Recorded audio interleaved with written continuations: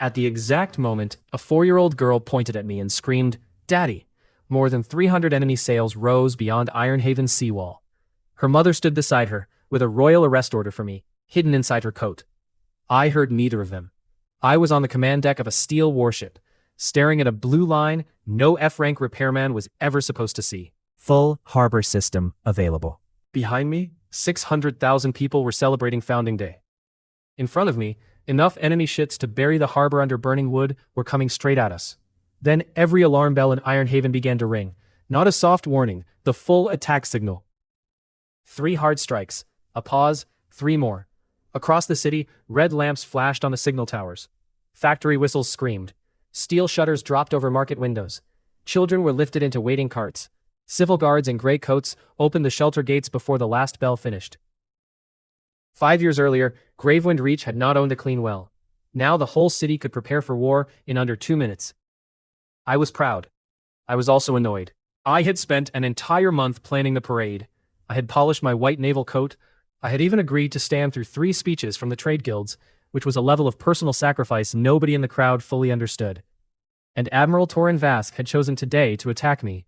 Rude. "Mara," I said. Commander Mara Flint stood beside the wheel, with one hand on her saber. Her red braid hung over one shoulder, and her amber eyes were fixed on the forest of sails beyond the wall. 304, she said. Heavy ships in the center. Fast cutters on both wings. They're showing the banners of Solmir, Karos, and the Free Coast. Those nations did not send them. No. Mercenaries? Paid very well, judging by the paint. Official wars came with letters, diplomats, and people who expected me to bow. Mercenaries came with ships I could keep. A young signal officer ran onto the deck. "Founder, the West Alarm Tower stopped sending." I turned toward the tower. It stood above the western breakwater, a narrow stone pillar wrapped in copper wire and glass lamps. Smoke curled from the upper room. My vision changed. Blue lines spread across the tower. Repair site. The cracked glass vanished from my focus. The paint disappeared.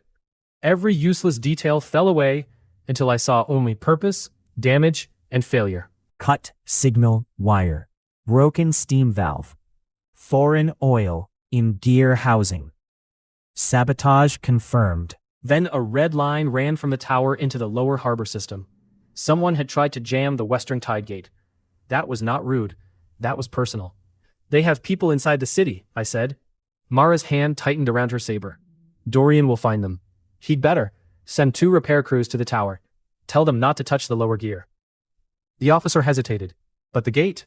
"I'll handle the gate." I placed my burned right palm against the steel rail. The world turned blue. Lines spread through the warship beneath my feet. They ran down the hull, across the docks, through the seawall, and into the hidden tunnels under the harbor. For the first time, the system did not stop at one machine. It kept going. Pumps, gates, pressure tanks, stone channels, signal lamps, cannon lifts, emergency locks.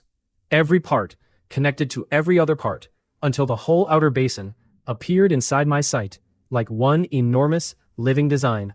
Full harbor system available. Control range. Outer basin. Sabotage found. 1. Failure risk. 7%. Open outer gate. I smiled. 5 years earlier, people laughed when my status showed F-rank repair site. I could still remember the prison guards reading the result over my shoulder. No fire magic? No. No sword gift? No. You can find cracks? That appears to be the situation. One guard had laughed so hard he dropped the chain tied around my wrists. They were sending me to govern Gravewind Reach, the island where governors went to die. The seawall had collapsed. The prison mines were flooding. Half the prisoners had become pirates, the other half were too sick to stand. A combat gift might have kept me alive for a week. Everyone thought repair site might help me fix a chair before somebody stabbed me with it. The old seawall broke during our first night. I woke to bells, screaming, and black water pouring through a hole wider than a house. The guards ran. The prisoners ran. I did not have anywhere to run, so I touched the broken wall. Repair site activated. At first, I saw what everyone expected. Cracked stones, rotten wooden braces, missing iron pins. Then, I asked the only useful question: how should this wall have been built? The blue lines changed. Perfect rebuild available. Nearby stone marked itself. Iron deposits appeared under the hill. The correct wall shape rose in front of me, thick at the bottom, curved toward the sea, with channels that sent wave force sideways instead of taking it head-on. Build cost. Available. Build time, 41 days. Failure risk, 0.6%. I did not have 41 days. The next wave was already coming, so I looked at the broken wall and asked a different question. What can I build before that wave hits? The design changed again. Temporary wave wall. Dot. Build time, 18 minutes. I had 200 prisoners, 30 guards, and one terrified mine captain. I told them where to put every stone. Nobody believed me. Then the first section locked together so tightly that a hammer couldn't fit between the rocks. After that, belief came quickly. We finished with 6 seconds left. The wave struck. The old wall on both sides exploded. My ugly little section stayed standing. That was the first impossible thing repair site gave me. The second came 3 days later, when I finished a new pump and the system asked, Register this design. I said yes. A silver mark appeared on the workshop floor. From then on, any trained worker inside my territory could copy that pump without making a single mistake. Not fewer mistakes.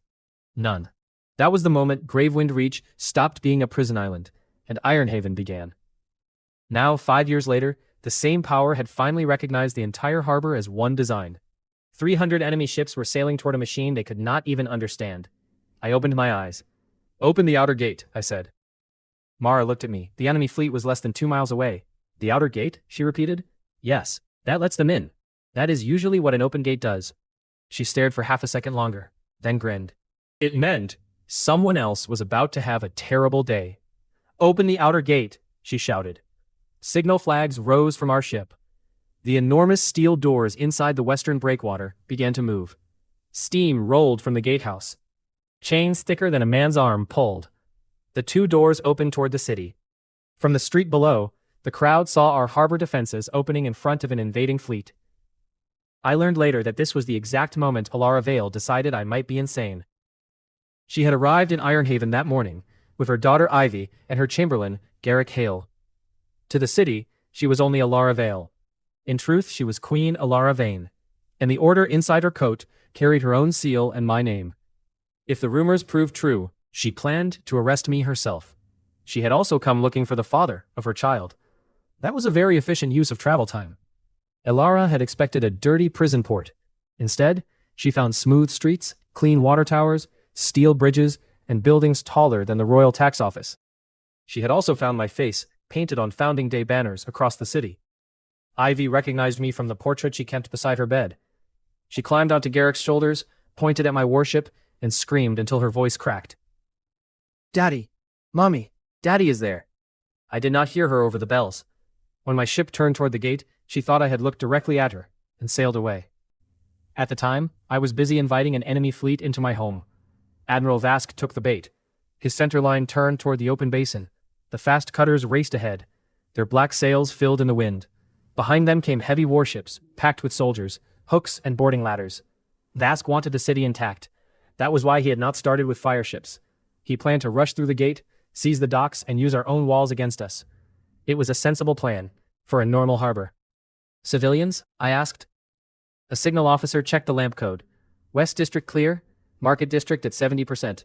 Shelter crews are moving the last groups. The streets below the seawall flowed in one direction. Gray-coated civil guards guided people into wide stone entrances. Nobody pushed. Nobody screamed. A woman carrying 2 baskets stopped to help an old man down the stairs. A little boy tried to turn around and look at the ships. His mother grabbed him by the ear. Good woman. Then I saw 3 figures near the final shelter gate. A tall woman in a dark travel coat, an older man carrying a small girl. For 1 second, the woman turned her face toward my ship. My chest tightened. Black hair, pale skin, a posture I remembered from a ruined lighthouse and one impossible night 5 years ago. Then smoke crossed my view. When it cleared, the 3 were gone inside the shelter. For 5 years, I had seen her face in crowds, windows, dreams, and once in the reflection of a soup pot. This would not be the first time loneliness had made me stupid. First enemy line crossing the gate, Mara said. I forced my attention back to the sea. 40 cutters entered, then 60. The heavy center followed. Vask's flagship carried a carved black wolf on its bow. It came through the gate, surrounded by 6 armored ships. Our shore cannons stayed silent. Enemy sailors cheered. They thought we were afraid. I let 100 ships enter, then 150. The front cutters reached the inner docks and found every pier empty. No merchant crews, no cargo, no panicked civilians, only locked steel posts and red lamps. I could almost feel Admiral Vask becoming nervous. Outer wings are slowing, Mara said. They see the basin is crowded. Signal our patrol boats. What message? Run badly, Mara laughed once. Our 12 small patrol boats turned from the enemy and fled deeper into the basin. 2 bumped into each other on purpose. One released a cloud of white steam and began drifting sideways. The enemy crews roared. Vask's remaining ships surged forward before they lost the chance to join the easy victory. 200, 250, 281. The final heavy ship crossed the outer gate. Close outer gate. Yes. Across the breakwater, chains screamed. The great doors began to shut. Enemy lookouts finally understood. Bells rang across their ships. Cutters turned. Warships dropped anchors. Vask's flagship fired 1 cannon at the closing gate. The iron ball hit the steel plate and left a dent the size of my fist. Repair site marked it. Damage, small. Attacker confidence, too high. The last part was not really system text. That was my own professional opinion. Founder, Mara said, the basin is full. Good. We cannot beat 300 ships in open water. I know. She waited. So I'm going to take the water away. I pressed my palm harder against the rail. Drain basin. Yes. For one breath, nothing happened. Then, Ironhaven moved. Deep under the docks, 36 steam pumps came alive at the same time. Their pistons were as wide as tree trunks. Any normal crew starting that many pumps together would have torn half of them apart. Mine carried the founder's mark. Every wheel, valve, and piston followed the same perfect design. So 36 machines moved like one. Water thundered into 6 underground salt caverns. Hidden channels opened along the sea floor. The basin began to fall. At first, the change was small. A hand's width, then 2, then half a man. Enemy ships leaned as the water pulled away from their hulls. The first cutter struck a hidden stone tooth. The rock spike ripped through its bottom. Men fell across the deck. One sailor hit the rail hard enough to fold backward. Another vanished into the opening, as black water rushed through the broken hull. The next cutter tried to turn. Its rudder struck mud and snapped. A heavy warship behind it could not stop. The iron-covered bow drove through the cutter's side. Wood burst outward. Men disappeared between both hulls. Red spread across the falling water. Now the enemy understood. They were not inside a harbor. They were inside a machine. Fire the warning line, I said. Our cannons fired over their masts.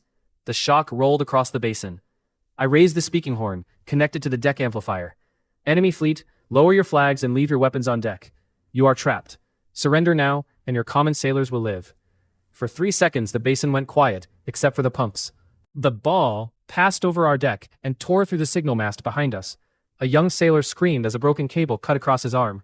Blood sprayed over the white deck. Mara drew her saber. Well, I said, that was his decision. Weak point. Blue lines spread over Vask's flagship. The thick armor around the hull faded from my attention. I saw the load-bearing beams, the powder rooms, the rudder chain, the steamless hand pumps. One red point glowed below the rear cannon deck. Weak point found. East battery, I said. Cannon 4. Lower 3 marks. Aim beneath the rear black window. The gun crew adjusted. Normal people could have fired 100 shots at that ship and hoped for one useful hit. I did not need hope. Fire. The cannon jumped. The shell crossed the basin and entered exactly below the black window. For half a second, nothing happened. Then the rear of Vask's flagship opened like a kicked furnace. Orange fire tore through 3 decks. The blast threw sailors into the air. One man struck a mast and broke around it. Burning wood rained onto the ships packed beside the flagship. Vask's Black Wolf banner vanished in the smoke. Every enemy captain saw it. So did every person watching from Ironhaven's protected towers. Now, break the rest, I said. 60 cannons fired in waves, not at random. My sight marked a weak point for every battery. A support beam, a powder room, a steering chain, an overloaded mast. One shot split a ship's spine. The deck bent upward, then snapped. Men slid screaming into the mud. Another shell hit a stacked rack of boarding hooks. Iron hooks tore through the soldiers standing beside them.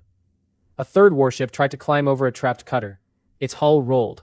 Hundreds of armored men fell into knee-deep water and soft harbor mud. Their armor dragged them under, while their own ship crushed the ones nearest the side. The enemy cutters on the wings attempted to reach the breakwater. Stone shutters opened. Repeating bolt throwers unfolded from hidden rooms. Heavy steel bolts crossed the short distance so fast they looked like dark rain. Sails tore. Masts cracked. A bolt passed through 3 men and pinned the last one to a cabin wall. The battle lasted 37 minutes. The first 10 were confusion. The next 20 were destruction.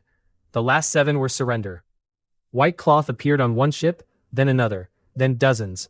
By the time Vask's remaining officer ordered every banner lowered, the basin floor was covered in broken wood, dropped weapons, and bodies. 263 ships remained usable enough to claim. 31 would need full rebuilds. 10 were gone. 304 enemy ships had entered Ironhaven's outer basin. Not one escaped. Mara looked across the wreckage with blood on her cheek and a smile that made several prisoners step backward. "Founding Day gift?" she asked. Very thoughtful of them. Then the casualty report arrived. My smile disappeared. 12 dead, 43 wounded. Most had been at the West Signal Tower when the saboteur's oil caught fire. 4 died from Vask's first cannon shots. 1 civil guard was crushed while closing a shelter door after going back for a child. 12. We had stopped an army large enough to burn 3 coastal cities. We had captured a fleet. The numbers said it was a perfect victory. The numbers could go to hell. At sunset, the parade platform became a memorial. 12 black-covered boxes stood beneath the Ironhaven flag. The city filled the harbor square in silence. I read every name myself. Tomas Reed, 19, signal officer. He had asked for 2 days off next month because his sister was getting married. Mila Hart, 26, pump engineer, mother of 1. John Eris, 41, civil guard. He was the man who went back for the child. 9 more. I knew some well, others only by face. That was not good enough. I stood before their families with my white coat still marked by smoke and blood. Ironhaven stands because they did not move when danger came, I said. Their homes remain theirs. Their families will keep receiving their pay. Their children will eat, study, and live under my protection. Not for 1 year, for life. No cheering followed. There should not have been. The city bowed its head. Far behind the crowd, Alara watched me. I did not know she was there. I did not know she had come ready to judge me as a rebel. But that night, she made her first decision in my favor. She did not leave Ironhaven. She stayed to learn what kind of traitor mourned 12 ordinary people, as if each death had cut him personally. I learned much later that she took the arrest order from inside her coat after the memorial. My name sat beneath her own royal seal.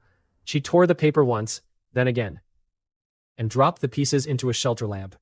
She still did not trust me, but she would not condemn me before learning the truth. That was fortunate, because while I was promising 12 families they would never stand alone, Dorian Vale was arresting mine. I learned the details from Dorian's report later. Garrick Hale had spent 10 gold crowns bribing a dock worker to explain the tunnels under the western breakwater. That was not a small bribe. It was enough money to buy a good horse, a small house, or several months of excellent wine. The dock worker accepted it, thanked Garrick, and gave him a very detailed map. The map was fake. The gold crown was not. Every worker near the restricted docks knew what to do with a suspicious bribe. The dock worker gave Garrick a fake map, marked the gold coin, and sent it straight to the nearest guardhouse. Garrick had not finished his second question before Dorian's officers were following him. By the time Alara, Ivy, and Garrick returned to their inn, 6 security officers were waiting. Alara could have killed all 6. She did not. That fact saved several lives, and later improved my opinion of her judgment. She allowed herself to be arrested because she wanted to see how deep my security reached. Garrick allowed himself to be arrested because Alara gave him one look. Ivy allowed herself to be arrested because the guards promised there would be honey bread at the station. There was no honey bread. That became Dorian's first mistake. His second was placing Garrick inside Interview Room 3. Interview Room 3 contained a chair, a table, and a large iron drill mounted to the wall. The drill was not connected to a motor. It was not connected to a handle. It did not even have a proper bit. It was a broken mine tool Dorian kept because frightened people rarely inspected machines carefully. Garrick inspected it carefully. He sat straight in the chair, adjusted his wine-colored sleeve and said, "That device is not connected to anything." Dorian folded his hands. It does not need to be. According to the report, Garrick confessed to being a spy for Solmir, Karos, the Free Coast, and a small goat-breeding village he had never visited. Dorian marked all 4 claims as doubtful. In the next room, Ilara gave him nothing. She sat with Ivy on her lap and answered every question with calm, short words. Name? Ilara Vale. Reason for entering Ironhaven? To find someone. Who? My daughter's father. Why ask about military tunnels? My servant became curious. From the other room, Garrick shouted, I am not curious. I am professionally cautious. Dorian wrote that down too. Ivy kicked her legs under the table. Dorian looked at her. Who is your father? Ivy lifted her chin. The man on the big iron ship. Dorian paused. There were 400 men on that ship. The handsome one. That did not help as much as she believed. Dorian turned back to Ilara. Name? Ilara's eyes became colder. I told you. Name of the father. I will tell him myself. Dorian had faced pirates, murderers, and a priest who kept poison under his tongue. He still decided not to push her. That was good instinct. Then one guard tried to take Ivy to another room. Ilara moved before the man touched the child. The guard's wrist bent. His shoulder hit the table. A thin blade appeared from Ilara's left sleeve and stopped against his throat. 4 crossbows lifted.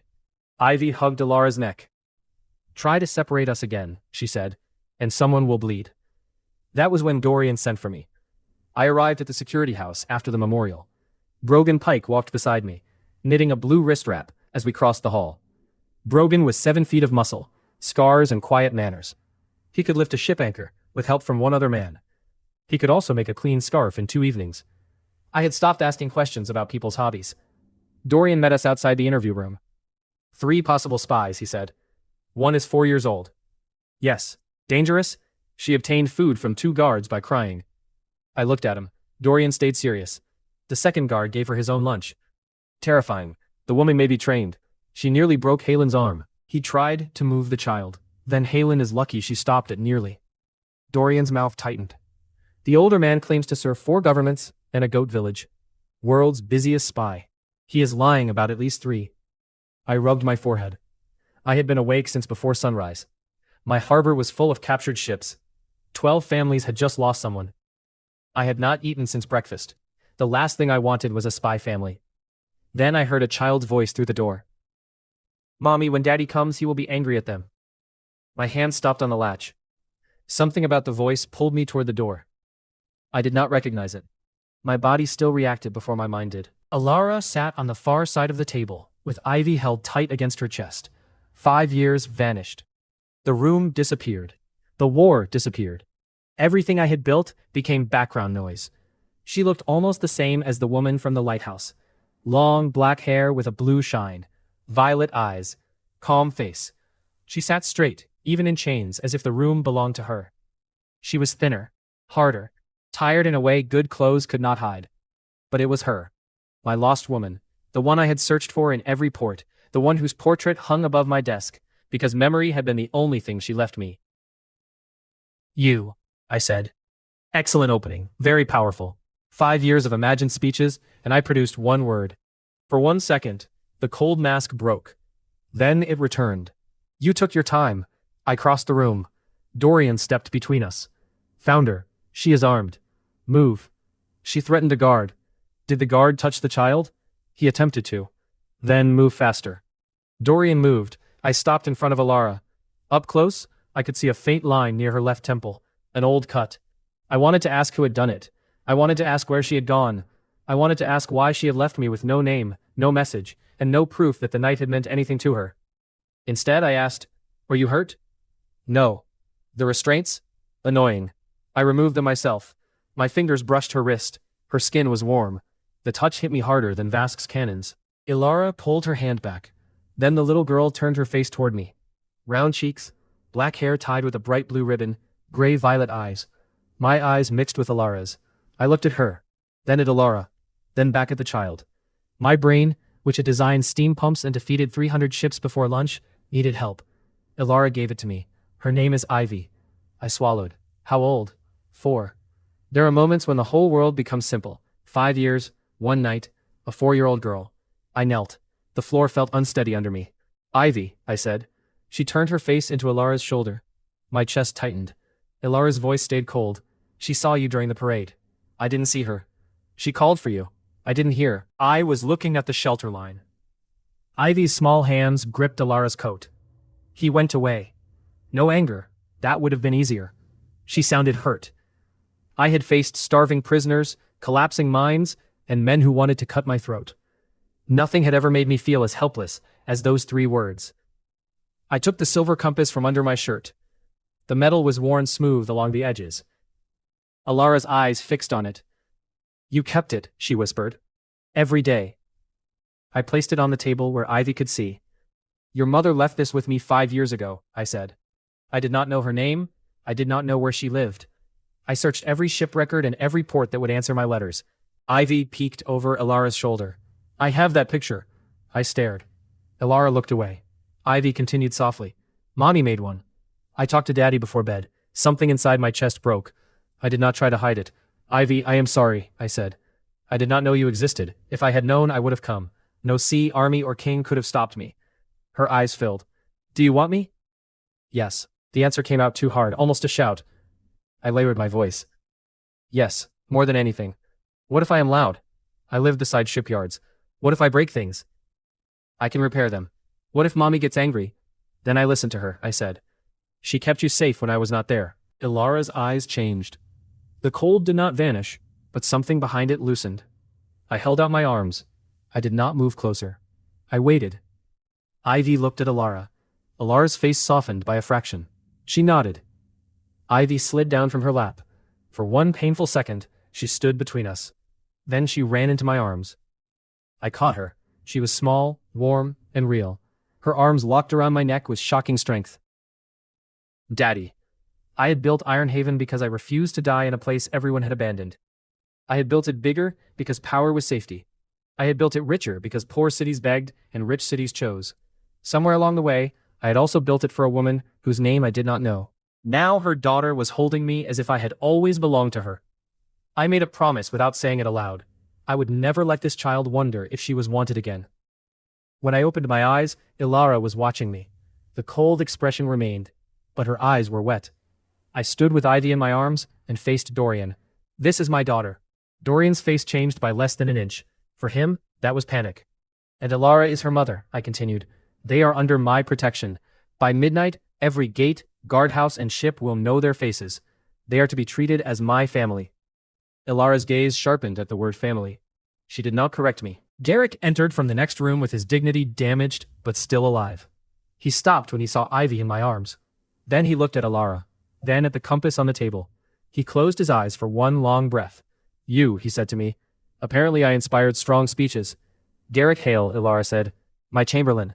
Former spy for the goat village? Derek looked at Dorian with deep hate. That statement was made under the threat of machinery. The machinery was not connected, Dorian said. I know that now. Ivy leaned back in my arms. Daddy, can we get honey bread? The serious man promised. Dorian looked at the wall. I looked at him. Did you arrest my daughter with false bread promises? It was not an official promise. Find bread. Brogan stood near the door, knitting forgotten in one huge hand. I turned Ivy toward him. This is Brogan. We met outside, Ivy said. Look again. She's my daughter. Brogan nodded with great care. Very impressive. I carried her into the main hall. A clerk rushed past with battle papers. I stopped him. Perrin, my daughter. The clerk blinked. Congratulations, Founder. I took 3 steps and found a pair of guards. My daughter. Yes, Founder. We were in the room. Then you already know she's perfect. Ilara followed behind me. Are you planning to show her to the entire city? Yes. You have 600,000 citizens. I'll start with the important ones. Ivy rested her chin on my shoulder and smiled. That smile nearly ended my ability to govern. I gave Dorian new orders and assigned private guards. I also told Ilara that Founder's house was the safest place in the city, while Vask's spies were still being hunted. She objected. I told her the guards would stay outside her rooms and that she could leave after the summit.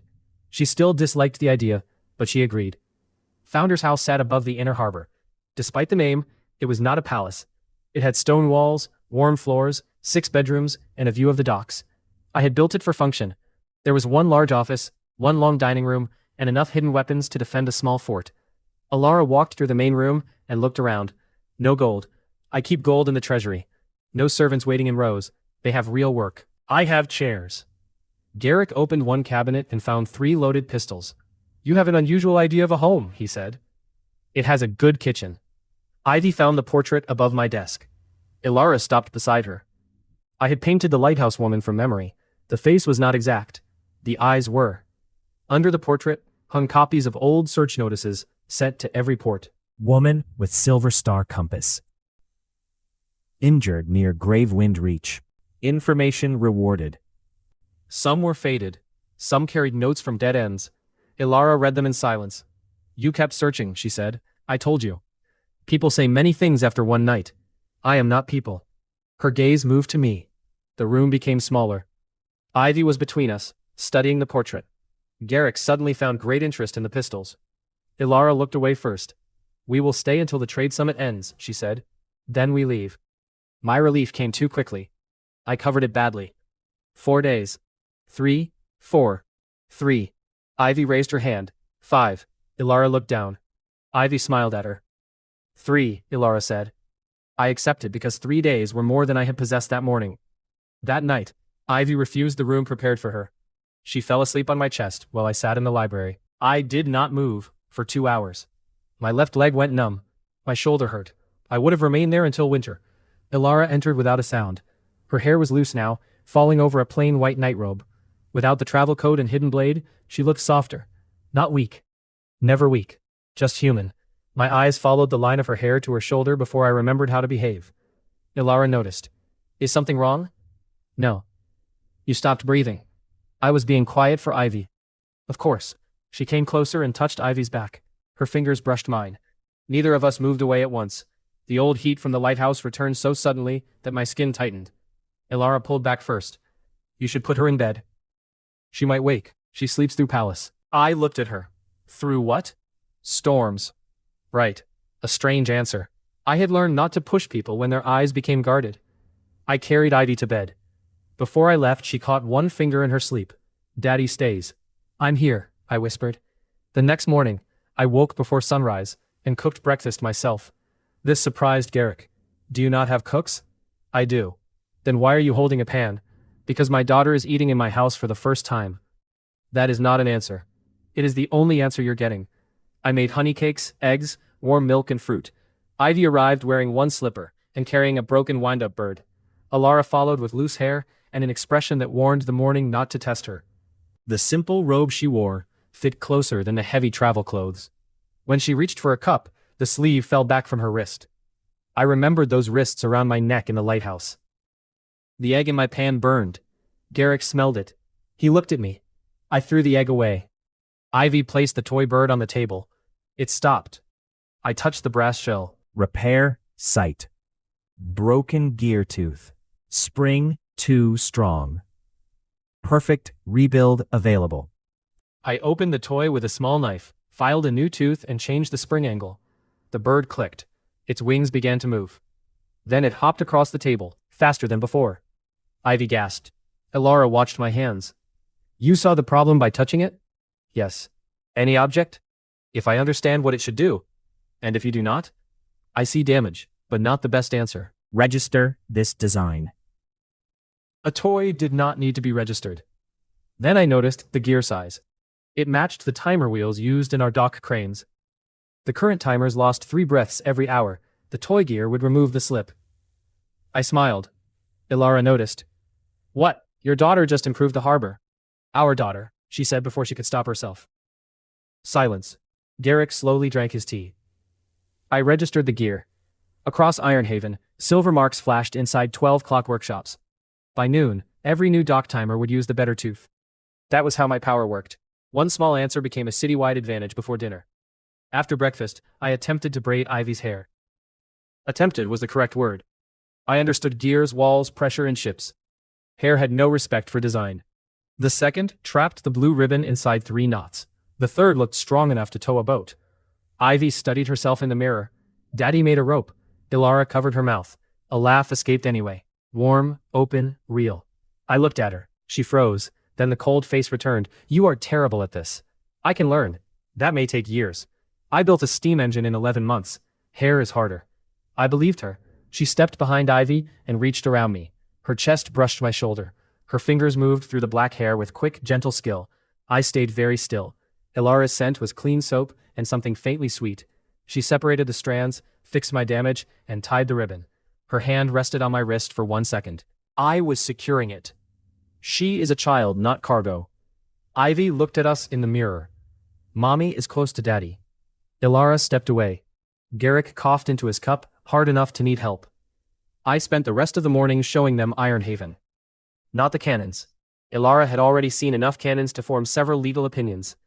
I showed them the schools, the public clinic, the warm shelters under the market, the clean water channels, the home given to every worker after 5 years of service. At the children's hospital, Ivy handed her wind-up bird to a sick boy for 10 full minutes before asking for it back. At the civil shelter, Ilara studied the food stores and washrooms. You keep enough for 9 months? Under rationing. For the whole city?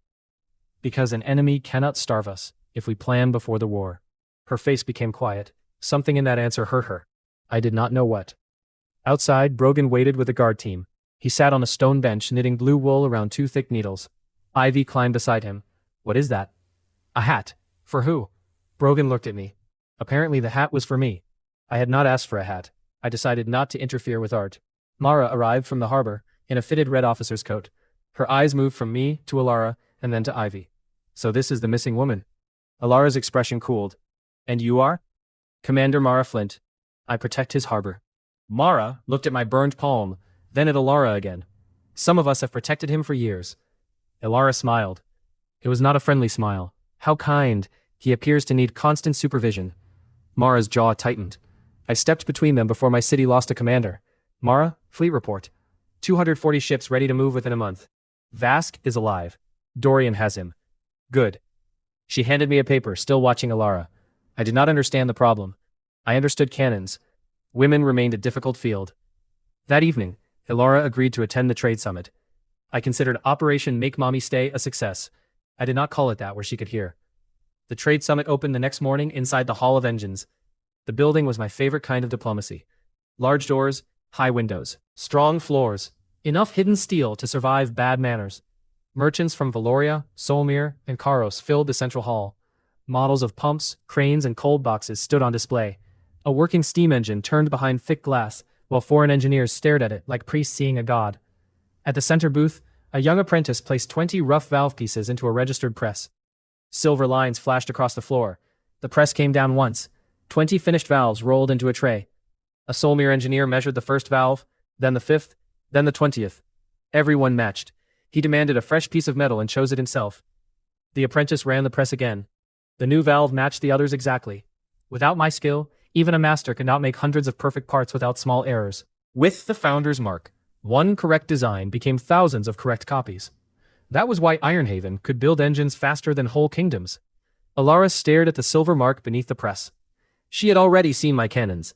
Now she understood the more dangerous part. I could turn one invention into an industry before another nation finished studying the first piece. Ironhaven did not sell complete secrets. We sold limited rights. A kingdom might buy 10 years of water pump parts. A guild might buy 5,000 cold boxes. They received finished goods and training, but the core tools stayed in Ironhaven. That kept everyone rich, especially me. I arrived in a dark blue coat, with Ivy holding my hand. Derek walked behind us, reading prices on the display signs. He stopped at a small water pump. 800 gold? That includes training. It pumps water. Very well. He looked at the next sign. 3,000 for an ice room? It keeps meat fresh for months. Derek touched his chest. Does Ironhaven have chairs for financial shocks? Several. He used one. Ilara had not arrived yet. She had claimed she was not interested in watching foreign nobles throw money at illegal machines. I told her the machines were legal inside Ironhaven. That did not improve her mood. A trumpet sounded outside. Princess Celeste Solmer entered, like the building belonged to her. She wore a red gold dress, a bright smile, and enough jewelry to finance a small war. Copper hair fell in waves down her back. She saw me and ignored every rule of royal behavior. Celeste crossed the hall at a near run and wrapped both arms around my neck. The crowd went silent. Ivy looked up at us. Celeste pulled back and kissed my cheek. You look even better than last year. You say that because you want engines. I want many things. Her green eyes moved slowly over me. Ivy tugged my sleeve. Daddy, is she always like this? Yes. Celeste bent down. And who is this beautiful little treasure? My daughter. Celeste froze. The entire Solmir group froze with her.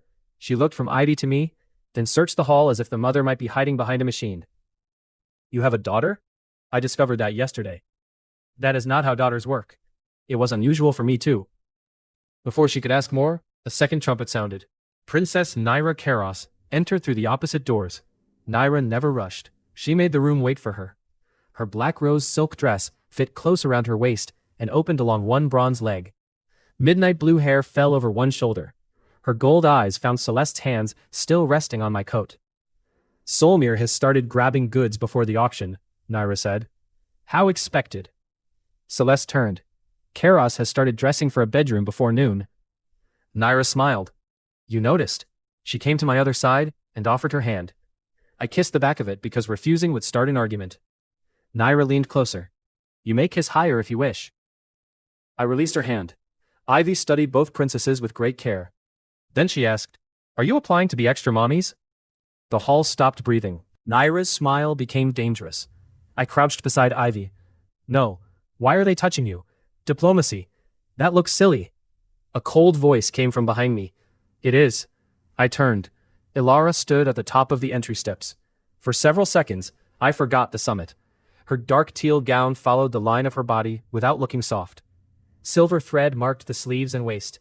Her black hair was pinned high, leaving her neck bare, except for a thin chain hidden under the cloth. Every man near the entrance became very interested in standing straight. Ilara walked down the steps, with Ivy's blue ribbon tied around one wrist. She looked at Celeste. Then Naira. Then me. I suddenly felt guilty, despite doing nothing. That was a powerful skill. Ilara reached my side and linked her arm through mine. The contact pressed her warmth against my sleeve. Her fingers rested over my wrist. Cassian, she said. You forgot to introduce us. Celeste's smile weakened. And you are? Ilara Vale. The mother, Ivy added. Ilara's grip tightened. Naira's eyes moved over Ilara, measuring everything. You are not from Ironhaven. No. Noble? Ilara gave her a calm look. Enough. That answer should not have worked. It did. A young man in a green noble coat hurried through the doors behind Ilara. Prince Leon Vane was 23, smart, loyal, and terrible at hiding surprise.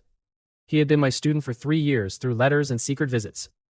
His father helped move some Ironhaven goods into Valoria without attracting the court's attention. Leon saw me first and smiled. Teacher. Then he saw Ilara. His face lost all color. He tried to stop himself. His other foot caught the edge of a flower pot. Leon went down beside a red leaf tree with both hands buried in the soil. I stared. Ilara stared harder. Leon looked up from the pot. My knee failed. You are 23, I said. It has always been weak. I offered him a hand. He ignored it and stood by himself, eyes fixed on the floor. I introduced him to Ilara. This is Prince Leon. He is a good kid. Leon made a sound like a man swallowing a nail. Ilara smiled at him. It was a tiny smile. Leon's weak knee almost failed again. Strange family. The summit began. Celeste and Naira spent the first hour bidding against each other for pump rights, steel cables, and ice room units. One contract reached 200,000 gold. Garrick sat down again. Then the foreign delegations moved from business to marriage. Celeste's chief minister stepped forward with a sealed red decree. By command of King Darien of Solmir, Cassian Rook is offered the title Duke of Westreach. He shall govern 3 coastal provinces, command the Royal Southern Fleet, and marry Crown Princess Celeste. The hall erupted. 3 provinces, a royal marriage, a fleet. That offer would have turned most governors into happy fools. Celeste looked at me with honest hope. She was loud, shameless, and far more intelligent than people believed. I liked her. I did not love her. Before I could answer, Naira's minister raised a black scroll. Karos offers more. Cassian Rook will be named Sea King of Ironhaven. His city will be recognized as free land under Karo's protection. He will keep his army, laws, fleet, and wealth. Princess Naira will join his house as queen. The room became even louder. Legal freedom, no more hiding from Valoria. No imperial investigator could touch me. No tax court could ask where the cannons came from. Naira met my eyes. She understood the true value of her offer. Ilara's fingers went cold around my arm. Valorian merchants began whispering. If I chose either nation, Ironhaven would leave Valoria overnight. The Empire would lose its strongest port without a battle. Leon looked ready to throw himself under a cart. Celeste stepped closer. Cassian, Solmir would honor you. Naira lifted her chin. Karos already does. I looked at both decrees. 5 years earlier, Valoria had sent me to die. The court had forgotten me. No pay, no supplies, no help. I had built Ironhaven with prisoners, wrecks, and a skill they mocked. A crown would make my life easier. Then Ivy slipped her hand into mine. Ilara stood beside me, silent and stiff, as if waiting for a blade to fall. I knew my answer. Ironhaven was abandoned by Valoria, I said. That is true. The Valorian merchants went pale. But abandoned land is still home. I will not sell 600,000 people because another king offers me a prettier chair. A few people laughed in relief. I continued. I appreciate both offers, I reject both. Celeste's face fell. Naira's eyes narrowed. Because of loyalty? Partly. Then what is the other part? I turned to Ilara. Her violet eyes widened by a fraction. I spent 5 years looking for one woman, I said. I found her. She is the only woman I intend to marry. The hall became silent enough to hear the steam engine turn. Ilara stared at me. I expected anger, a correction, possibly a knife. She gave me none of them. She did not remove her arm. Celeste looked at Ilara with fresh respect and deep dislike. Naira exhaled slowly. Ivy raised her hand. Daddy? You said no to 2 princesses. Yes? Do you get 2 desserts? The Valorian merchants exploded into laughter and cheers. I decided she did. The mood lasted less than 10 minutes. Then the main doors opened. Imperial investigator Halden Marrow entered with 200 Valorian soldiers. He wore a cream coat, black gloves, and the expression of a man who believed the floor should thank him for every step. The soldiers spread along the walls. Foreign guards reached for weapons. My marines did the same. Halden lifted a parchment with a black royal seal. Cassian Rook, governor of Gravewind Reach, you are charged with building an illegal army, hiding royal taxes, trading military goods with enemy nations, and preparing rebellion. The hall went still. I looked at the parchment, then at the 2 princesses. This is awkward timing. Halden did not smile. By order of Queen Ilara Vane, you will surrender Ironhaven's weapons, ships, and factories. You will come to the capital in chains. At the queen's name, Ilara's entire body changed. Not fear, recognition. Her eyes fixed on the seal. Derek moved 1 step closer to her. Leon looked at Ilara, waiting. I understood none of it. Halden held out the warrant. Do you submit? I took it. The royal seal looked real. The black wax carried Valoria's crown star. A small chip on the edge matched the damage to the true seal after the palace coup. Ilara knew it too. Her voice was quiet. The seal is genuine. Halden's mouth curved. Several Valorian merchants backed away from me. Foreign diplomats leaned forward. If I refused a real royal order in front of 3 nations, I became a rebel. If I obeyed, House Marrow took my city. Repair site. The words faded. The paper, ink, and seal became separate layers. Printed 9 days ago. Print, plate. Copy. Wood ash, Marrow Valley. Royal seal, added last. A true royal order would be printed inside the capital office, then sealed before it left. This one had been printed on House Marrow land. Someone used a copied plate, then pressed the real royal seal onto the finished lie. I looked up. The seal is real, I said. The order is not. Halden's confidence slipped.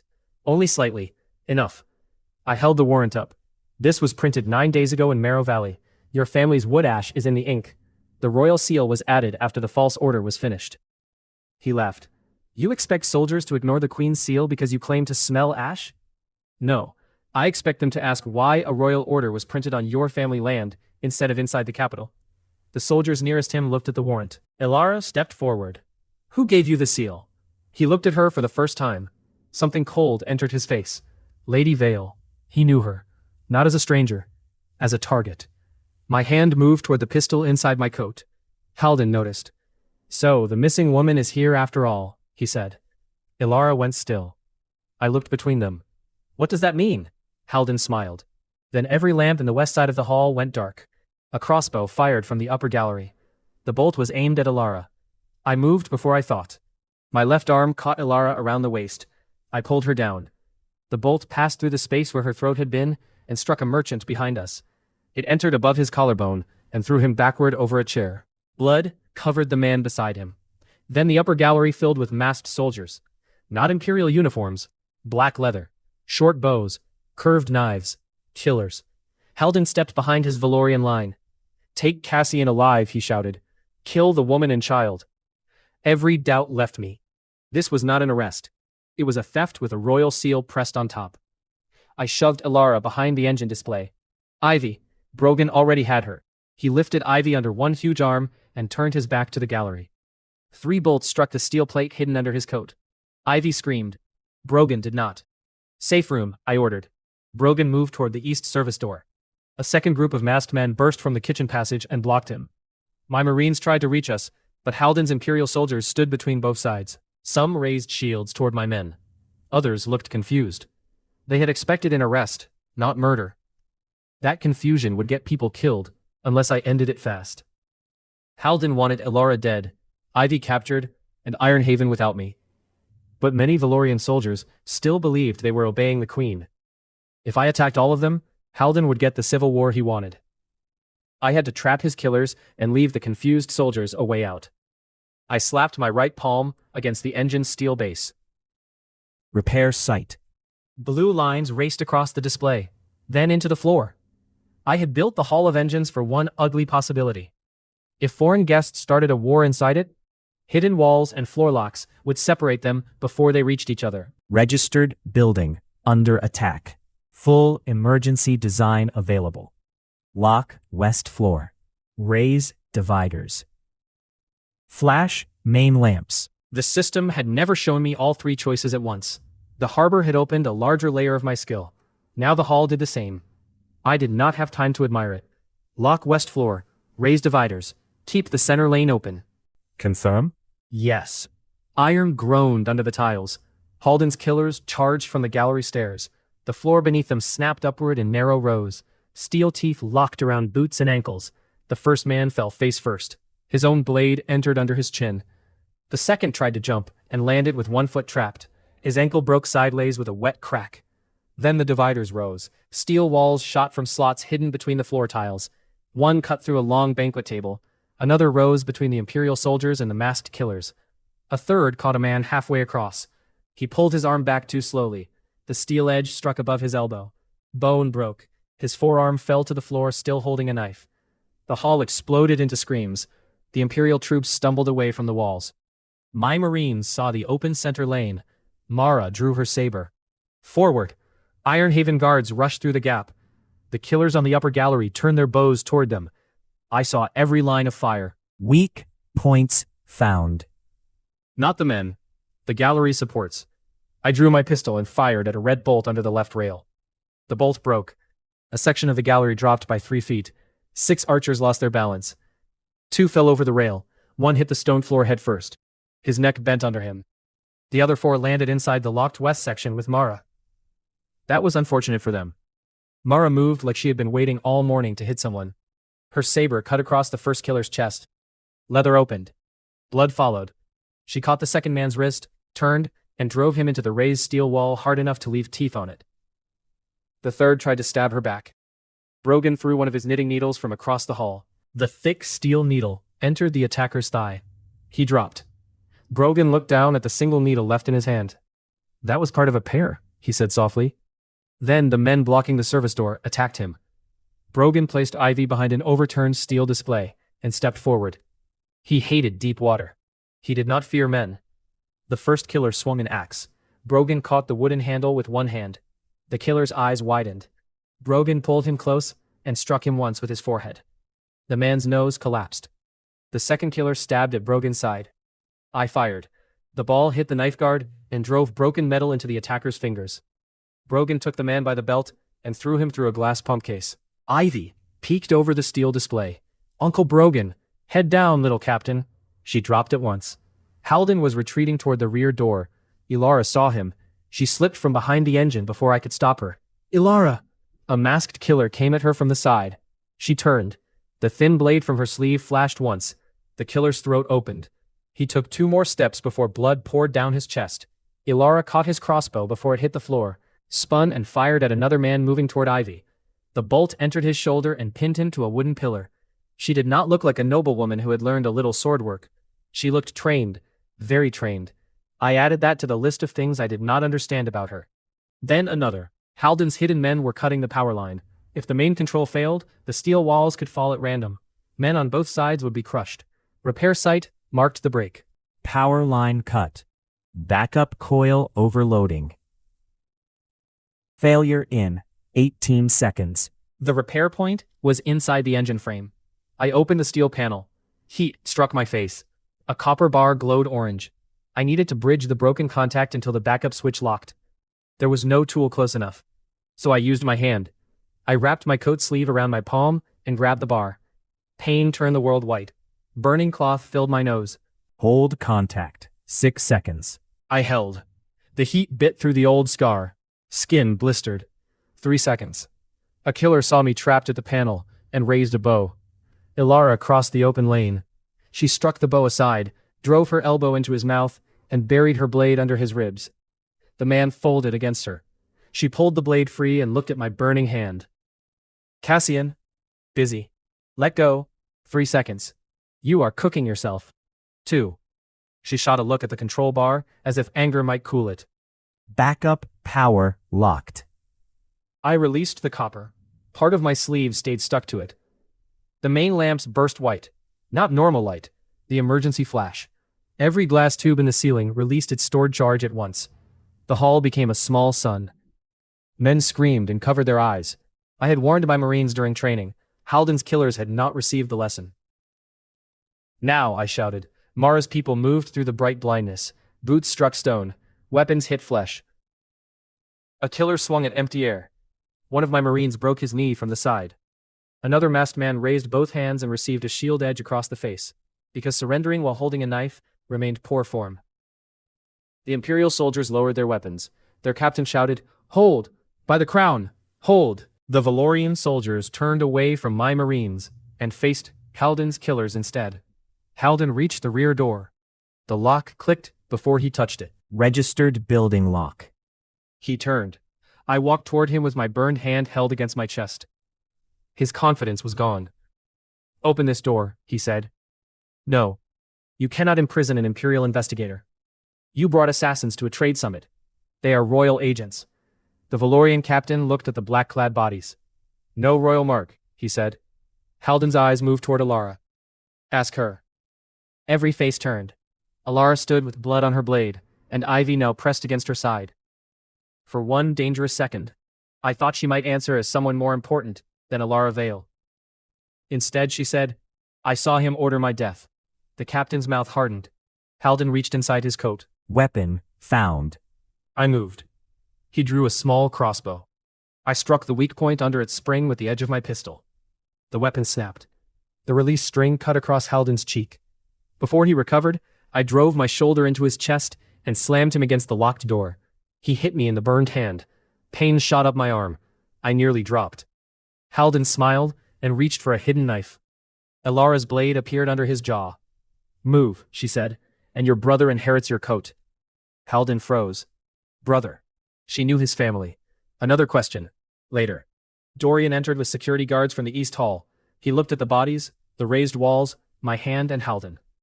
"We found the saboteurs from the alarm tower," he said. "House Marrow Silver paid them." 41 of his killers were dead. 73 were wounded or captured. 9 Ironhaven guards had serious wounds. The merchant struck by the first bolt survived because the point missed his main artery. No loyal Imperial soldier died. That mattered. The Valorian captain knelt before the fake warrant. I followed the seal. "I know," I said. "Stand up. Your men were used." Halden stared at me. "You could have killed all of us." "Yes. Why didn't you?" "Because I know the difference between an enemy and a man lied to by his commander." His face changed. For the first time, he understood what frightened smart people about Ironhaven. The cannons were not the worst thing I owned. I could choose exactly where the violence stopped. Dorian took Halden away alive. The warrant, broken plate marks, and captured assassins would become proof. Before Halden left, he looked at Ilara. "The capital already believes you are gone," he said. "A regent will be named before the month ends." Ilara's face became still. He laughed once through the blood on his cheek. "You came to arrest a rebel and found a husband instead. How embarrassing." I grabbed his coat. "What did you say?" Dorian hit Halden behind the knee and dragged him on. "Questioning room?" he asked. "Yes." "The drill?" Garrick, standing nearby with Ivy, said, That machine has no value. Dorian considered this. Then he will not expect it. Garrick looked tired. I was about to follow when Alara caught my wrist, not the injured one. Sit down. I have prisoners. You have a cooked hand. It is only burned. She led me to a side room and pushed me into a chair. A doctor arrived, cleaned the wound, and covered my palm with salve. When he left, Alara remained. Her hands were steady as she wrapped fresh cloth around mine. She stood between my knees, close enough that the dark teal gown brushed my boots. A thin line of blood marked her throat. Not hers, one of the killers. I reached up with my good hand and wiped it away. Alara stopped rapping. Our eyes met. The room became quiet. You saved me, she said. You saved me too. You should not have grabbed that bar. The haul would have failed. You always do that? Grab hot metal? Decide your body is a tool? I looked at the bandage. My city needed 6 seconds. Her fingers tightened around my wrist. And if Ivy needed you after those 6 seconds? That struck deeper than the burn. I had spent 5 years treating my life as something Ironhaven could spend. That morning, it had belonged only to me. Now a little girl expected me to come home. I'll remember, I said. Alara finished the rap. You promised too easily. No, I used to have nobody waiting. Her face softened. I continued before I lost the courage. Ivy will never wait for me without knowing I'm coming back. Neither will you, if you choose to stay. Alara looked down. I came to judge whether you were dangerous. I am. That is not reassuring. I am dangerous to the right people. A breath that was almost a laugh left her. Someone in the capital is using the royal seal. My family is in danger. Then we protect them. You do not know who they are. I know they matter to you. The capital is not Ironhaven. You cannot turn one building into a trap and solve everything. I pictured the capital, its streets, its walls, its food stores, its crowded noble districts. I had never seen the whole city, only old maps. But for 1 second, blue light flickered across my sight. Roads connected, water lines appeared, warehouses glowed red. A new display formed, weak and incomplete. City map. Range too far. Requires direct entry. Then, it vanished. My heart beat faster. Repair site had grown again. Alara noticed my expression. What did you see? A bigger problem. That does not answer me. It means I may need to visit the capital. She stared. You hate the capital. I hate meetings. There will be many. I considered the risk. For you and Ivy, I can survive several. That evening, the summit guests remained under guard, while Dorian gathered statements. Celeste sent flowers to my room with a note that said, Solmir still accepted wounded dukes. Naira sent a bottle of black wine, and a note that said Karas kings were allowed to burn both hands. Ilara threw both notes into the fire. I did not comment. I valued my remaining hand. She climbed into my bed in her nightclothes and placed herself in the center. Then she pointed to the left side. Daddy. I lay down. She pointed to the right. Mommy. Ilara stood by the door. No. Ivy's lower lip moved. Ilara closed her eyes.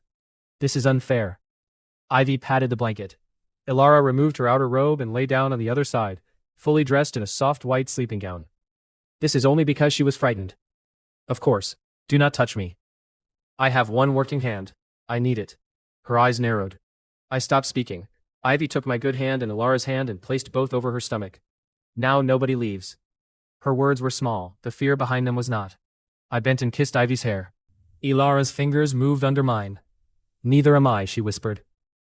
Ivy relaxed. Within minutes. She slept. Ilara stayed awake longer. So you truly searched for us? She asked. For you. I did not know there was an us. And you built all this while searching? I built it to survive. Then to protect people. Then because I enjoyed watching rich men pay too much for pumps. Her mouth curved. And part of it? I looked at the dark ceiling. Part of it was because, if I ever found you again, I wanted somewhere no one could take you from me. Silence filled the room. I thought I had said too much. Then Ilara moved her hand over Ivy's, and let her fingers rest against mine. No promise, no confession. But she did not pull away. In the morning, I woke with no feeling in my left arm. Ilara was no longer on her side of the bed. She had crossed the space during the night. Her head rested on my shoulder. One arm lay across my chest. Her knee was between mine.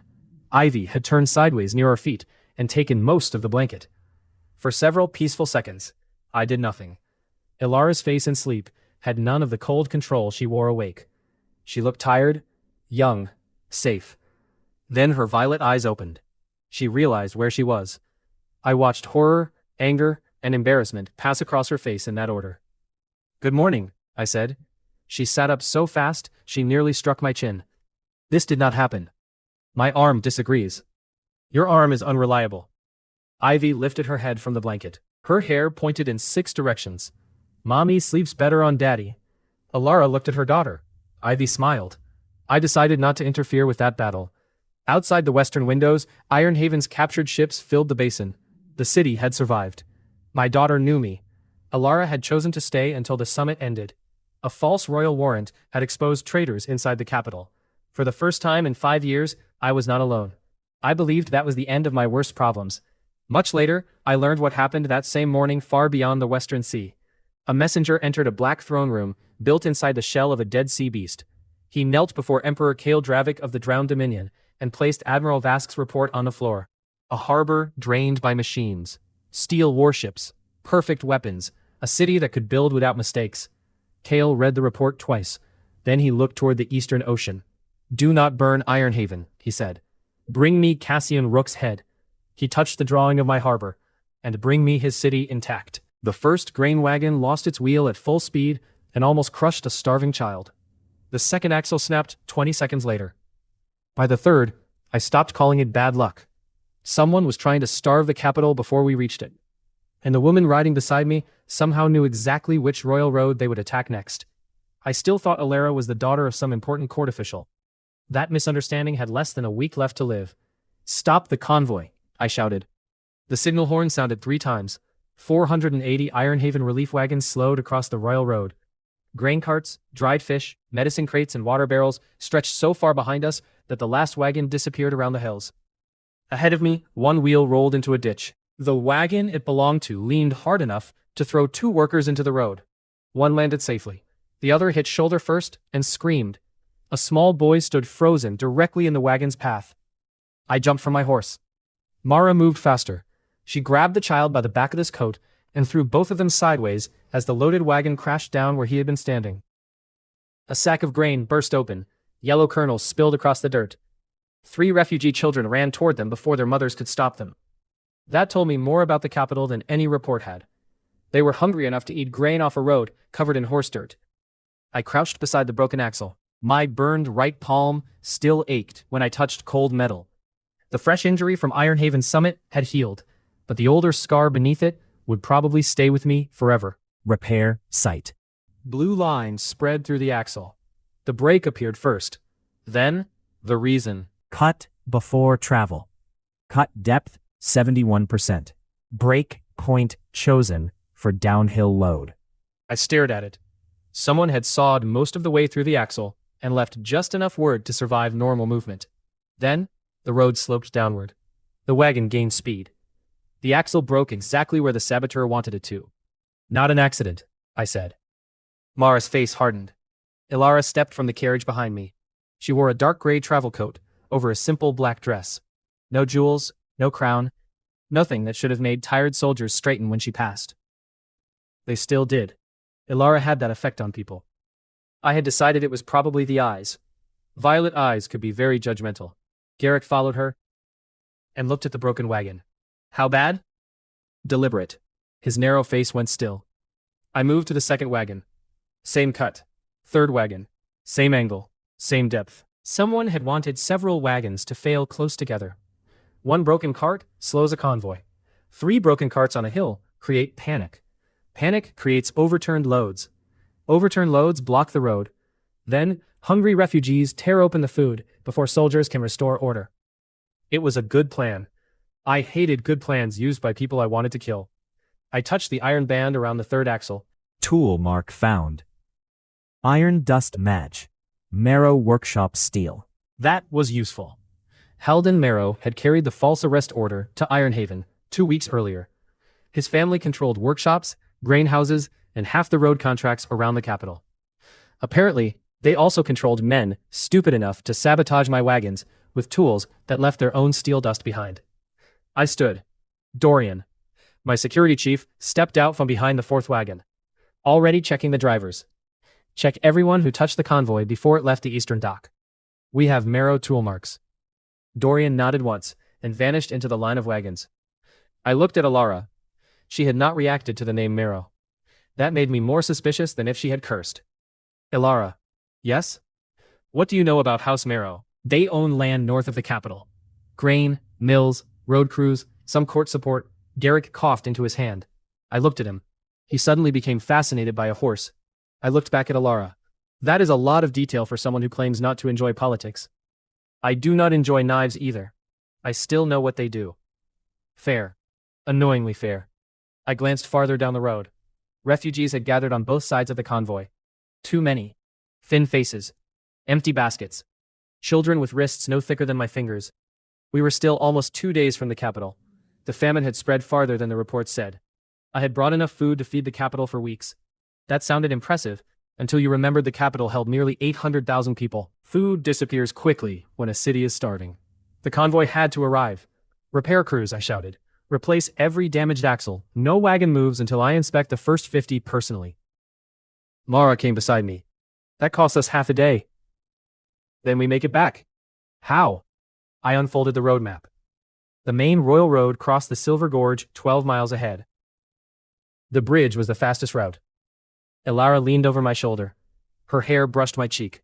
My concentration took an immediate and unnecessary vacation. She pointed at the map. Not there. I looked at her finger. Why? The western support is old. How old? Older than Ivy. That is not old for a bridge. The maintenance funds were redirected 3 years ago. I slowly turned my head. Her face was only a few inches from mine. For a second, neither of us moved. Then I remembered the sentence. How do you know where Royal Bridge money went? Ilara straightened. I read. Very specific books. I am a very specific woman. That part was true. I looked at Garrick. He had found another horse to study. This family was getting stranger every day. I folded the map. Fine. We inspect the bridge before the convoy reaches it. Ilara caught my sleeve. Cassian. Her voice had changed. No irritation. No teasing. Fear. The bridge may already be gone. I studied her face. You know something. I know how Marrow thinks. That was not an answer. But 2 weeks earlier I promised not to force her trust. So I did something that went against every instinct I had. I let the question wait. I turned toward the supply wagons. Brogan. A huge man raised one hand from 3 wagons away. He had been sitting on a crate, knitting a dark blue strip of wool while soldiers repaired wheels around him. Yes, Founder? Tell me you packed the portable steel sections. I packed all of them. How many? 12 trusses, 16 folding braces, 4 anchor frames, and the small steam winch. Garrick blinked. You brought a bridge? Brogan looked at him.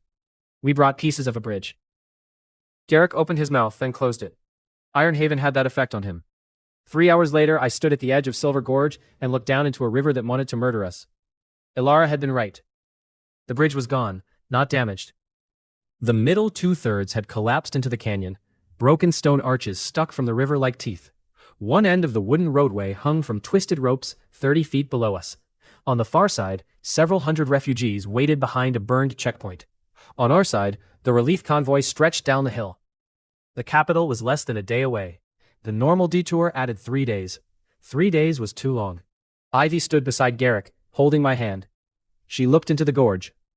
Daddy, that is a big hole. Yes. Can you fix it? Every adult nearby looked at me. I had learned something important about fatherhood in the last 2 weeks. A 4-year-old can destroy your ability to say no. I touched the broken stone base. Repair site. Blue lines spread across the cliff. The old bridge appeared as a ghost in my vision. Bad design. Too much weight on 2 center arches. Weak anchors. Water damage. Honestly, I was offended it had lasted this long. Then I asked the useful question. What can I build before sunset? Perfect rebuild available. The ghost bridge vanished. A new shape appeared. Steel trusses from my convoy. Local stone. 4 anchor points cut directly into the cliff. 2 counterweight frames. No center support at all. Build time. 2 hours, 38 minutes. Load. 6 full grain wagons at once. Failure risk. 0.4%. I smiled. Garrick saw it. No. I looked at him. No what? I recognize that smile now. That is hurtful. That smile means physics is about to become rude. I turned toward Brogan. Unload the bridge kit. Garrick sat on a rock. Construction began immediately. I did not tell people to build a bridge in 2 hours and hope they figured it out. Perfect Foundation showed me every cut, every hole, and every anchor. I marked the cliff with blue chalk. Drill here, anchor there, cut that beam by 2 fingers. Do not move that brace until the West Truss takes weight. Ironhaven workers followed the marks. Founder's Mark did the rest. Every steel part had been built from registered designs. No warped bolt, no bad pin, no mismatched hole. On a normal royal project, one wrong measurement could cost a day. We had none. The first truss swung over the gorge after 40 minutes. The waiting refugees on the far side began shouting. By the first hour, 2 steel frames reached halfway across open air. That was when arrows came out of the trees. Down, Mara shouted. The first ball hit the worksite. An Ironhaven worker spun and fell with an arrow through his thigh. Another arrow struck a steam hose. Hot vapor exploded sideways. Men dove behind stone blocks. I pulled Ivy down behind the anchor frame. Elara was already there. A thin blade had appeared in her left hand. Of course it had. 50 riders burst from the tree line above the road. Cream coats, pale gold shoulder plates, marrow colors. Their plan was obvious. Destroy the bridge kit. Burn the food. Make the famine worse. Protect the workers, I shouted. Mara's Marines formed a shield line. The riders split. Half charged the wagons, half came straight for the steam winch. I touched the cliff wall behind me. Weak point. Blue lines raced through the stone. Cracks appeared. Pressure lines. One section of overhanging rock was already half separated from the hill. Weak point found. I pointed uphill. Portable cannon. Red mark beside the dead pine. The gun crew rotated the small field cannon. Mara looked at the cliff. Then at the charging riders. Are you dropping the mountain on them? Only a polite part of it. Fire. The cannon hit exactly where I marked. The cliff cracked. For one quiet second, nothing moved. Then several thousand tons of rock fell across the upper road. The first riders disappeared under dust. A horse screamed. Another rider tried to turn and collided with the man behind him. Stone hit the road like thunder. When the dust cleared, the northern approach was blocked by a wall of broken rock 20 feet high. Half the attackers were trapped on our side. The other half were cut off behind it. Now, I like the bridge project. The trapped riders charged anyway. Bad career choice. Ironhaven Marines fired from behind the wagon wheels. Short rifles cracked. 3 riders dropped. Elara shoved Ivy toward Garrick. Take her. Garrick caught Ivy and pulled her behind the stone base. Elara, I began. She was already gone. One Marrow rider broke through the left side and reached the winch. He raised an axe over the main cable. Elara stepped inside his swing. Her blade entered under his arm. She pulled it free. Blood sprayed across the brass winch housing. The man fell. She turned before he hit the ground and caught another attacker across the face with the guard of her knife. I stared for half a second. I knew Elara could fight. I had seen enough in Ironhaven to understand that. I had not realized she could move like someone who had spent years surviving assassination attempts. Another rider came from my right. I saw the sword late. Too late. The blade cut across my left shoulder before Mara shot him from 10 feet away. Heat hit first. Then pain. My coat opened.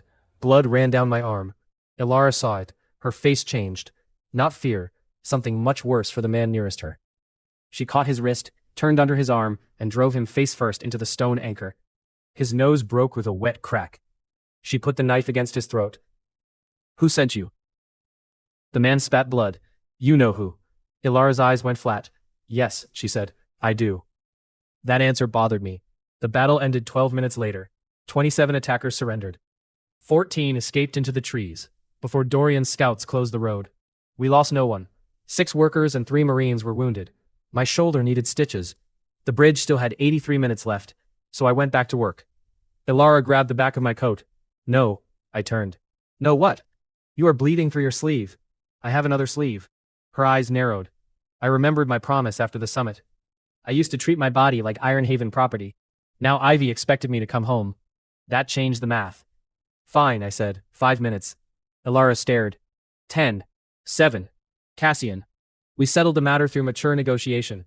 She threatened to knock me unconscious. Inside the carriage, Elara cut my ruined shirt away from the wound. I sat bare from the waist up, while the bridge crews hammered outside. This created a problem. Not the cut. The cut was shallow. Elara, standing between my knees with her sleeves rolled up, was the problem. Her fingers were warm against my shoulder. She cleaned the blood with a damp cloth. I tried not to look at the loose strand of black-blue hair resting against her neck.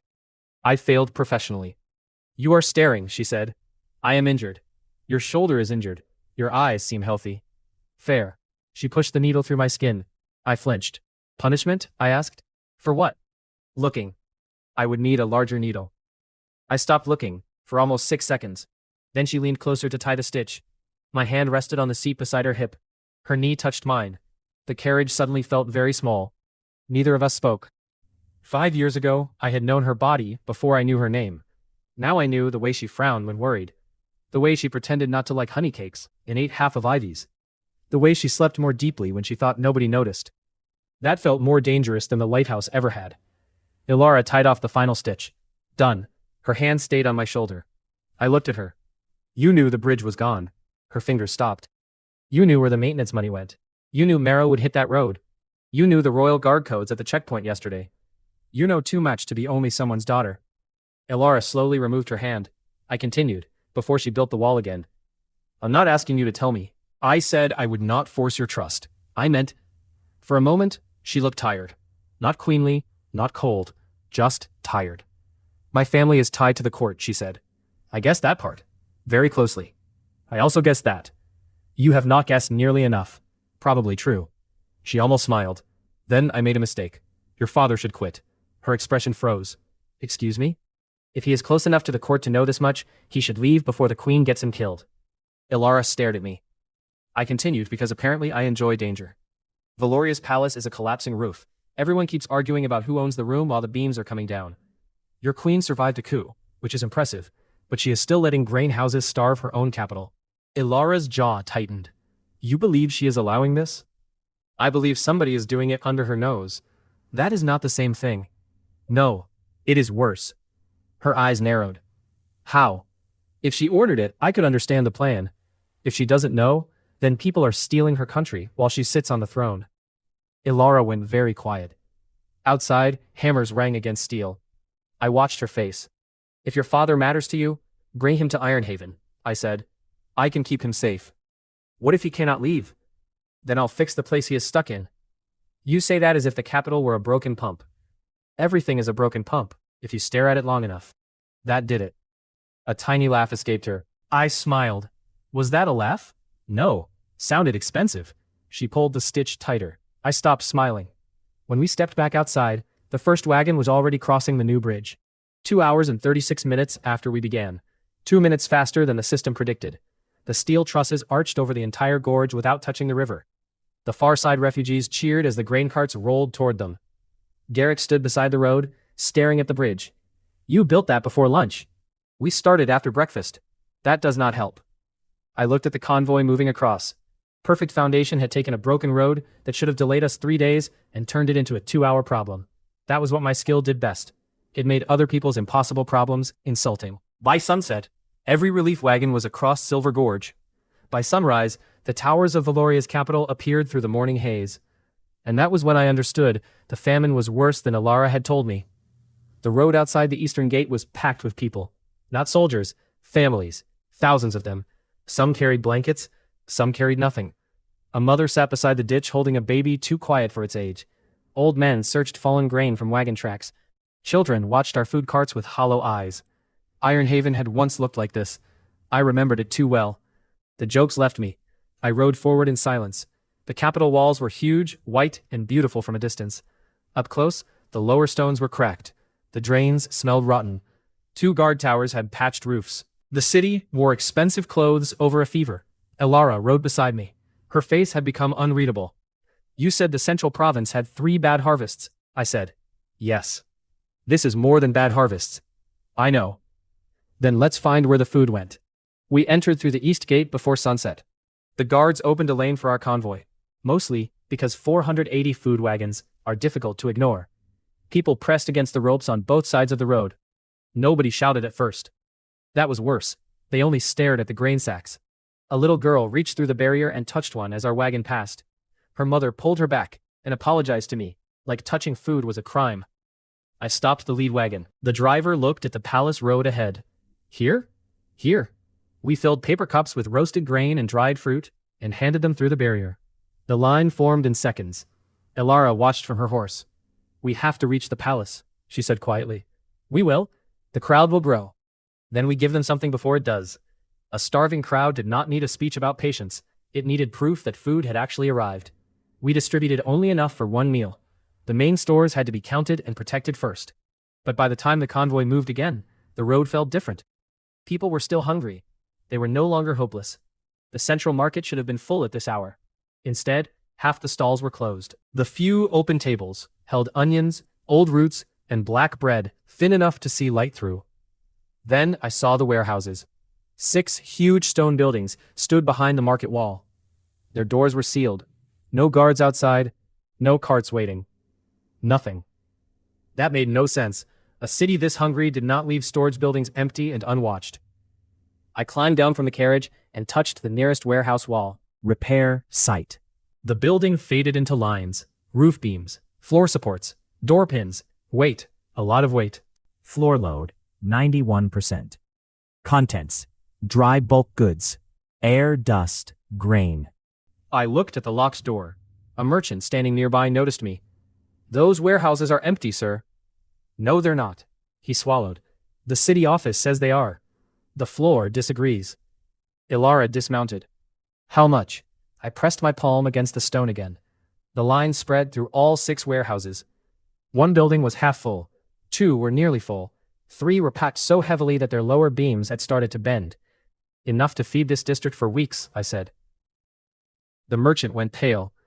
A woman behind him started crying. The doors carried fresh wax seals stamped with a black heron. Ilara knew that mark. Her face hardened. "House Marrow. Your favorite family again?" "They are not my favorite family." "Good. I was starting to judge your taste." I remembered that I had been trying to improve our relationship. Small setback. I crouched beside the warehouse threshold. Cartwheels had worn shallow grooves into the stone. Most were old. 2 were fresh. The grooves led around the rear wall instead of toward the market. Someone had moved grain recently, not out to the starving people, deeper into the noble district. "Food is not missing," I said. "It is being hidden." Ilara stared at the sealed doors. Her voice dropped. "Can you prove that without breaking them open?" "Yes." "How?" "By finding where they moved the rest." Garrick rubbed both hands over his face. "Please tell me this city does not contain another underground harbor." "Not yet." He closed his eyes. That answer did not help him. A troop of royal cavalry reached the market before we could follow the wheel marks. Their captain did not draw his sword. He did not have to. 50 palace guards surrounded our lead wagons while people backed away from the road. The captain looked at me. "Governor Rook, by order of the Royal Council, your convoy will remain here until the palace approves entry. People are starving. The council will inspect the grain. After dinner?" His jaw tightened. Ilara stepped forward. "Captain, open the north service route and take these wagons to the old military granary." The man stared at her. His face changed. "Not much." "Enough." "You cannot give that order." Ilara took one more step. "Then check the 3rd stone beneath the east guard post." The captain stopped breathing. I looked from him to Ilara. "What is under the 3rd stone?" I asked. "Nothing you need to know." The captain climbed off his horse so fast, his boot slipped from the stirrup. He caught himself, turned to his men and barked, "Open the north route." I stared at Ilara. She stared forward. "Your father taught you a lot about palace roads." "Did he also hide things under guard posts?" "No." The captain coughed into his fist. "Interesting. Very interesting. We sent most of the convoy to the old military granary under Mara's guard. I kept 20 wagons with me and rode toward the palace with Ilara, Ivy, Garrick, Leon, and a small Ironhaven escort. The closer we got, the richer the city became. Poor districts had broken drains. Noble streets had fountains. Poor children wore patched shirts. Noble dogs wore silver collars. I was not against wealth. I liked wealth. I had spent 5 years becoming extremely good at it. But if your dog wore imported silk, while 3 streets away a child licked grain dust from the road, your city had stopped being badly managed and started being rotten. The palace itself was enormous. White walls, gold roofs, tall towers, beautiful stonework.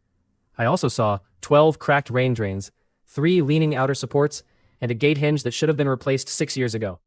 My eye twitched. Ilara noticed. "What? What are you looking at?" "Your palace is trying to fall apart politely."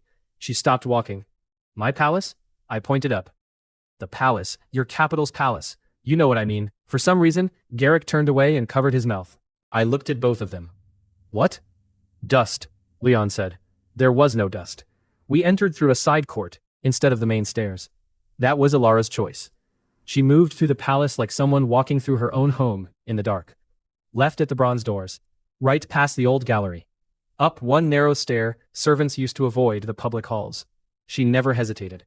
I had stopped believing her father was just a court clerk somewhere around the second secret passage. I still did not know the truth, but I had begun preparing myself for something annoying. Maybe her father was a duke, maybe a minister. Maybe she had spent 5 years hiding because her family wanted me dead. We reached a pair of black doors, guarded by 12 men in silver armor.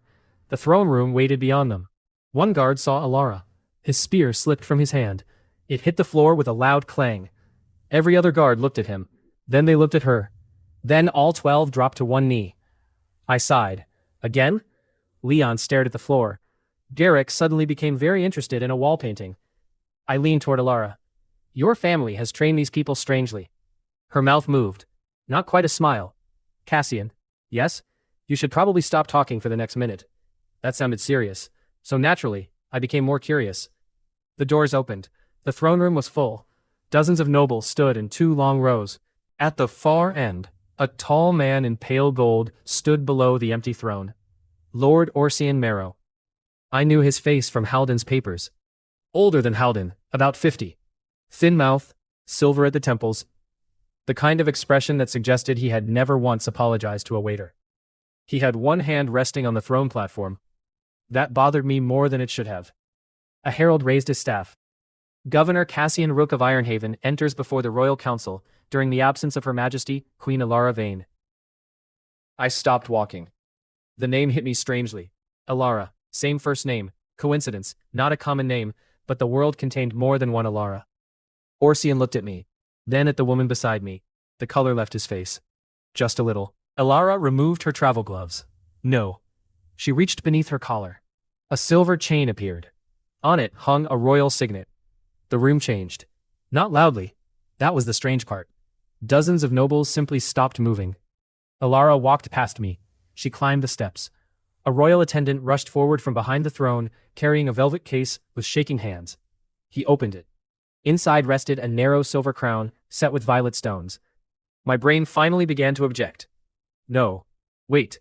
Alara lifted the crown. Garrick bowed deeply. Leon bowed beside him. The royal officers around the room lowered themselves as one. Welcome home, Your Majesty. I stared at the woman I had spent 4 days calling stubborn, suspicious, poor at politics, and dangerously close to being related to an incompetent queen. Ivy tugged my coat. Daddy. I looked down.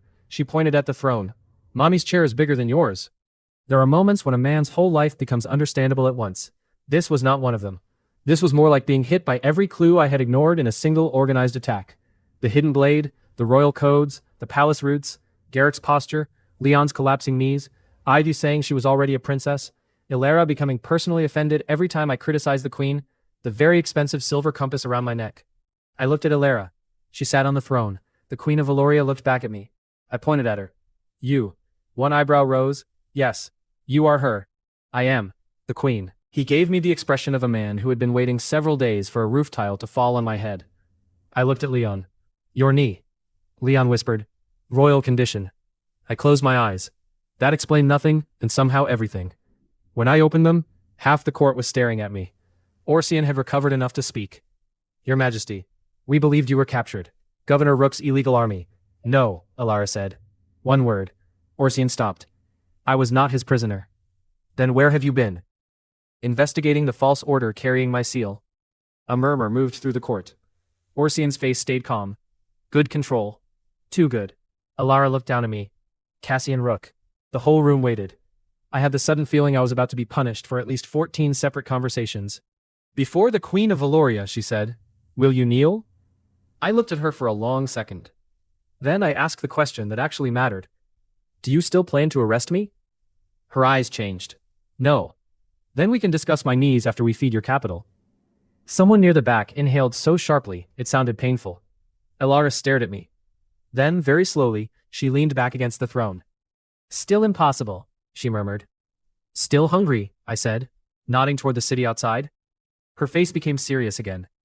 Clear the hall. Lord Marrow stays. Orsian bowed. Your Majesty, I must object. This man has built an unlawful private state, armed ships beyond imperial limits and...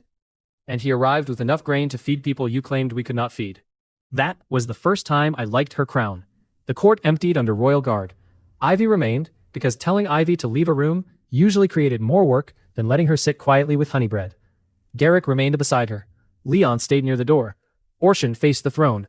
Alara did not accuse him of hoarding grain yet. Smart. We had suspicion and one warehouse scan. Not enough proof for a man who controlled half the noble council. Instead, she asked, "Why are the central markets empty? 3 years of drought. Why are Mara warehouses full?" His eyes moved to me. "Governor Rook broke imperial seals?" "No," I said. "Your floors told me." He looked confused. I enjoyed that. Alara continued, "Where are the royal grain stores?" "Distributed through approved houses." "Which houses?" "The records are being gathered." Ilara's fingers tapped once against the throne arm. I had known her only a few days. Even I understood that tap meant someone was approaching death professionally. "Bring them before midnight," she said. Orsian bowed again. "As you command." He left without looking at me. That meant he was definitely thinking about me. The doors closed. Silence filled the throne room. I looked at Alara. She looked at me. Ivy looked between us while eating honey bread. Then Ivy said, "Daddy looks mad." "I am not mad." Ilara's eyebrow rose. "I am having a very organized emotional disaster." Ivy nodded as if that made sense. Ilara stood. "Garrick, take Ivy to my rooms." Ivy immediately hugged my leg. "Daddy comes?" "He will." I looked at Ilara. "Will I?" "Yes." The queen walked past me. Leon made a sound that might have been a cough. I decided not to murder my student inside the royal throne room. Personal growth. Ilara's private rooms were quieter than the rest of the palace. No gold everywhere. No huge paintings of dead kings. Just dark wood, books, a narrow balcony, and a desk covered in reports. Too many reports. Ivy disappeared with Garrick into the next room, after making me promise twice that I was not leaving. "I am here," I told her. "You promise?" "I promised before. It still counts." She accepted that. The door closed, then it was only Ilara and me. No crown room, no nobles, no daughter between us. Ilara removed the crown first. She set it on the desk as if it weighed much more than metal should. Then she pulled out one long hairpin. Another. Her hands were steady until the fourth one. That one shook. I was still angry. I was also still me. I stepped closer. "Hold still." She looked at me through the mirror. "You are angry."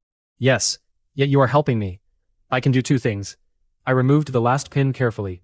Her black-blue hair fell over her shoulders. For a second, the queen vanished. The woman from the lighthouse stood in front of me again. Tired, beautiful, guarded. My anger did not disappear. It became harder to use. "You should have told me," I said. "I came to Ironhaven believing you might be preparing a rebellion. So you slept in my house. I had guards. You slept in my bed." For Ivy. Her face changed color. "That was unconscious." "Your Majesty, the evidence." "Cassian." I stopped. That had been enough revenge for the moment. Her hands rested on the edge of the desk. "I did search for you." The room changed again. The humor left with one sentence. Ilara looked down. "After the lighthouse, my loyalists found me before sunrise. My father was already dead. The coup leaders controlled half the capital. If they learned you had helped me, they would have killed you before I reached the city." I said nothing. I went back. I fought for the throne. Then I learned I was carrying Ivy. Her fingers tightened on the desk. For months, I could barely keep myself alive. After Ivy was born, I sent people west. The prison convoy list had been burned. Gravewind Reach had changed governors so many times that nobody knew who had survived. Some reports said the island had fallen completely. I sent letters east. I never saw them. I painted your face in every port I could reach. I never saw those either. 5 years. 2 people searching in opposite directions while someone between us kept cutting the roads. "I thought you left because you regretted it," I said. Alara's eyes lifted. "I thought you might be dead." That hurt more, she continued quietly. Then Ivy started asking why every other child had a father. I had no answer that did not hurt her. So when I finally found a report about a governor named Cassian Rook building something impossible on Gravewind Reach, I came myself. With an arrest order. I almost laughed. Not because it was funny, because of course she did. Romantic. I did not know it was you. You had my name. The man at the lighthouse gave me only Cassian. The prison guard called you engineer. Rook never came up. Fair. I had been slightly busy stopping assassins and treating poison at the time. Ilara faced me fully. "I should have told you sooner after I knew." I did not, because I was afraid. That surprised me. Of me? Of what would happen if you knew. She looked toward the closed door where Ivy had gone. You had an army that could take this palace, a fleet no nation understands, 2 foreign princesses offering you kingdoms. If you learned Ivy was royal, you could have used her. If you learned I was queen, you could have forced a claim through me. I took one slow breath. I would never use Ivy. I know that now. And you? Her violet eyes stayed on mine. I am learning. Not perfect, but honest. I could work with honest. I'm not going to use your secret, I said. It is not a secret anymore anyway.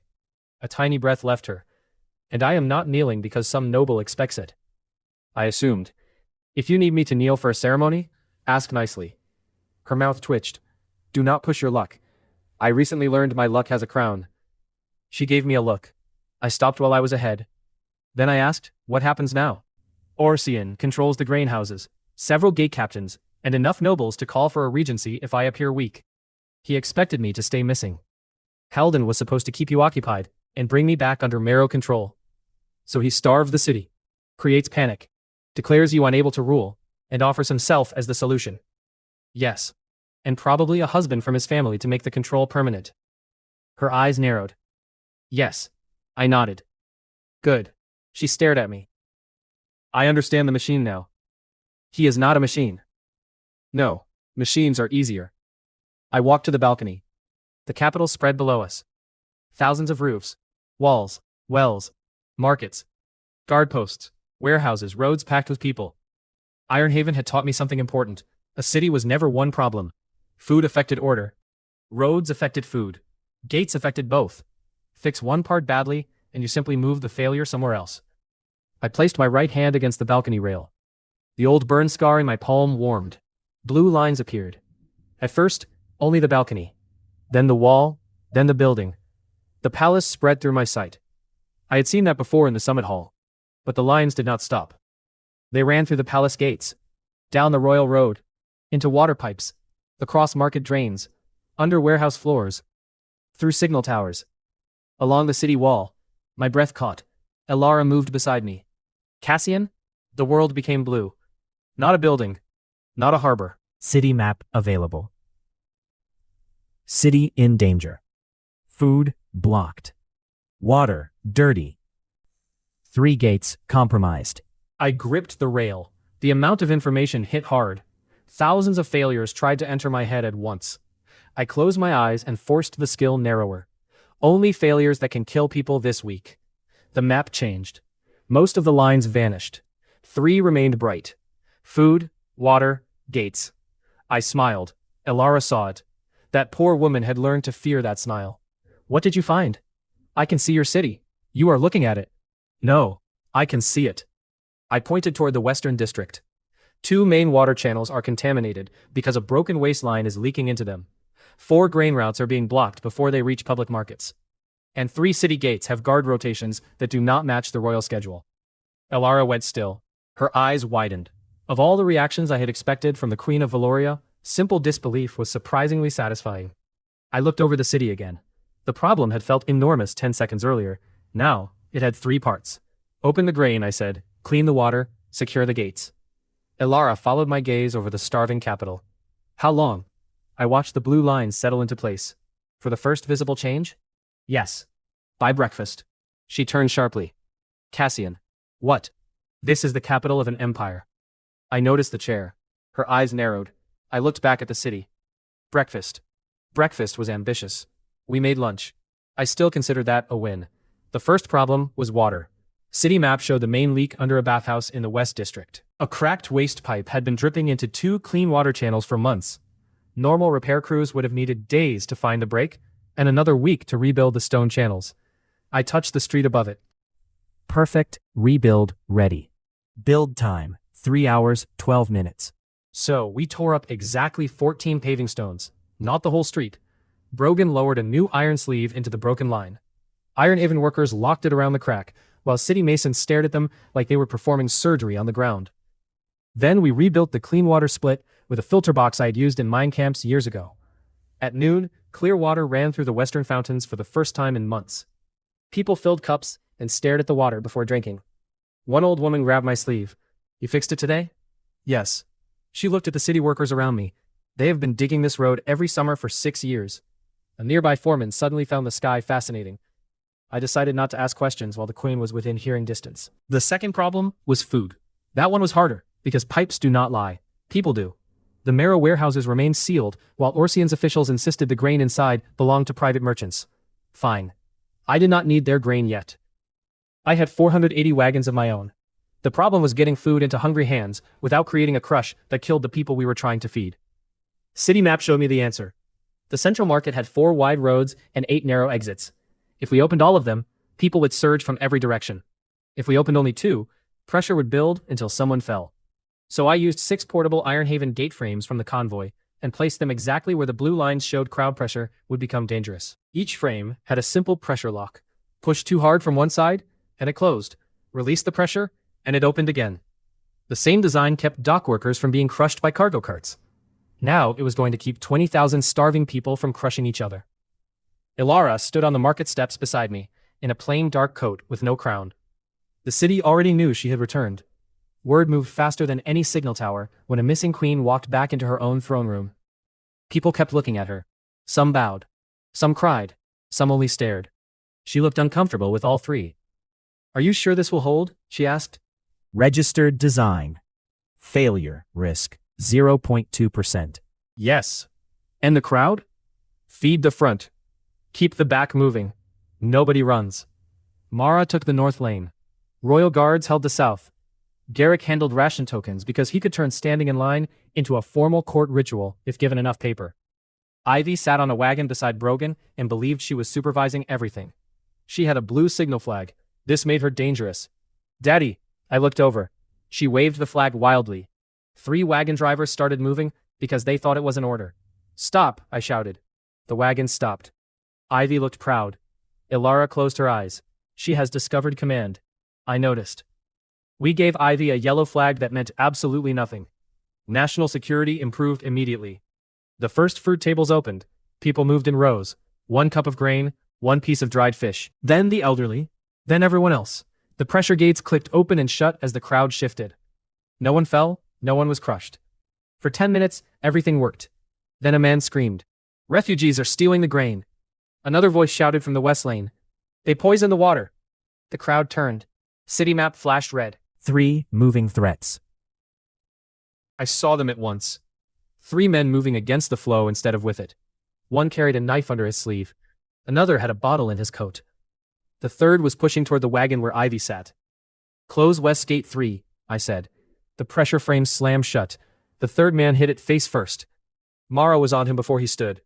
The first assassin threw his knife at a refugee woman, not to kill the woman, to make it look like refugees had started the violence. I grabbed the nearest serving board and knocked the blade aside. It buried itself in a grain barrel. Royal guards surged forward. The second man threw his bottle into the fountain. Glass broke. Black liquid spread across the water. People screamed and backed away. Repair site. Contamination. Surface only. Intake valve. Open. Close fountain intake. An Ironhaven engineer hit the side lever. The valve dropped before the black liquid reached the main pipe. The poison stayed trapped inside one shallow basin. Ilara drew her sleeve blade. The first assassin tried to run past her. He made it 2 steps. She caught his wrist, turned under his arm, and drove him into the stone hard enough to knock the air from his lungs. Her blade rested under his jaw. "Who paid you?" She spat at him. Bad choice, not because she hurt him, because the crowd saw it. The Queen of Valoria was standing in a poor market, with dust on her coat, a knife in her hand, and poisoned water at her feet. People had spent months hearing that she did not care. Now someone had just tried to start a riot in front of her. The story changed in real time. Mara dragged the third man forward. Inside his coat were black hair and coins, marrow marks. The crowd saw those too. Someone shouted, "They did this!" Then another. Anger moved away from the refugees and toward the noble district. That could become dangerous just as fast. I climbed onto a wagon. "Do not burn anything," I shouted. Thousands of faces turned toward me. "We have food, we have proof. If you burn the warehouses, you burn your own dinner." That argument worked better than law ever could. The crowd stayed. We kept serving. By sunset, more than 30,000 people had eaten. The third problem was the hidden grain. City map had been bothering me all afternoon. One blue warning sat beneath a noble chapel 3 streets from the Marrow estate. The chapel itself looked normal. Stone roof, bell tower, small garden. The map did not care about prayers. It cared about weight. Underground load. Extreme. Ventilation. Grain dust. Hidden space found. I stood outside the chapel, with Ilara, Garrick, Leon, and 12 witnesses from the Market Guild. Ilara looked at the front doors. A chapel. A very heavy chapel. Leon rubbed the back of his neck. Could it be a crypt? Only if your dead relatives are stored in sacks. Garrick sighed. We entered. A priest tried to stop us. Ilara showed him the royal signet. He immediately discovered a deep respect for cooperation. City map led me behind the altar. One floor stone had no dust along its edge. I pressed my hand against it. Weak point found. Brogan inserted a steel bar. The stone lifted. Cold air rose from below. Then the smell hit us. Dry wheat. A lot of it. We opened the hidden stair. Lamplight spread into a chamber larger than the chapel above. Sacks filled it wall to wall. Royal grain marks. Emergency reserve marks. Some sacks still carried dates from the previous harvest. Ilara did not move. I looked at the nearest seal. This was supposed to go to the public stores? Garrick's face had gone gray. Yes. How much is here? Leon walked between the stacks, counting rows. Enough for months. One of the market witnesses began to curse. Another started crying. No joke belonged there. Above us, people had been feeding their children boiled roots. Below, a noble chapel, enough grain to save them, had been sitting in the dark. Ilara touched one royal sack. Her hand shook once, then stopped. Seal the chamber, she said. Bring every public witness you can find. Open it again in front of them. I looked at her. You are not taking it quietly. No, her eyes were cold now. Orshan wanted the city to believe I failed them. Tomorrow the city will watch his lie come out of the ground. That night the records Orshan promised never arrived. At midnight one palace messenger disappeared. At 1 the North Gate changed guards 2 hours early. At 2 city map marked 3 royal armories opening at the same time. At 2:15 I woke Ilara. She was already reaching for her blade before her eyes fully opened. Koob, she asked. Koob. No surprise, no panic. We reached the palace command room in minutes. Leon arrived carrying Ivy, who was wrapped in a blanket and deeply offended that national collapse had interrupted her sleep. Garrick came behind them, fully dressed. I had questions about whether that man ever actually slept. Mara and 50 Ironhaven Marines held the inner court. The royal guard captain from the market controlled another 100 loyal soldiers. The problem was simple. Orshan had more men inside the palace than we did. He had opened 2 side gates. He had cut the main bells, and his people were moving toward the throne room from 3 directions. Without city map, we would have been fighting blind. With it, the palace became a diagram. I pressed both hands against the command table. The palace lit inside my mind. Red movement filled the West Hall. Another force climbed the servant stairs. A third group moved below us, through an old water tunnel. Then I saw something familiar. A pump design beneath the eastern wing.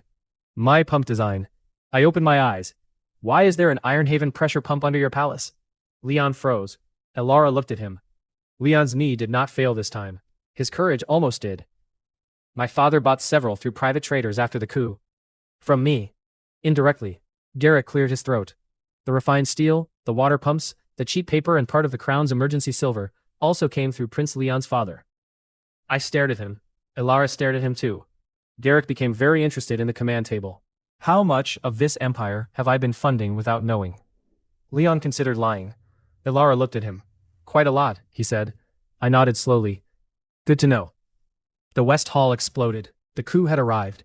We could discuss my accidental national charity later. A palace is just a machine, I said. Ilara drew her sword from a wall rack. This palace has people in it. Exactly, so I'm not breaking it. I looked at the map. 3 enemy routes. 3 answers. First, lock the West Hall. Second, flood the tunnel ankle deep and close both ends. Third, use the old servant passage to move Ivy behind the throne room.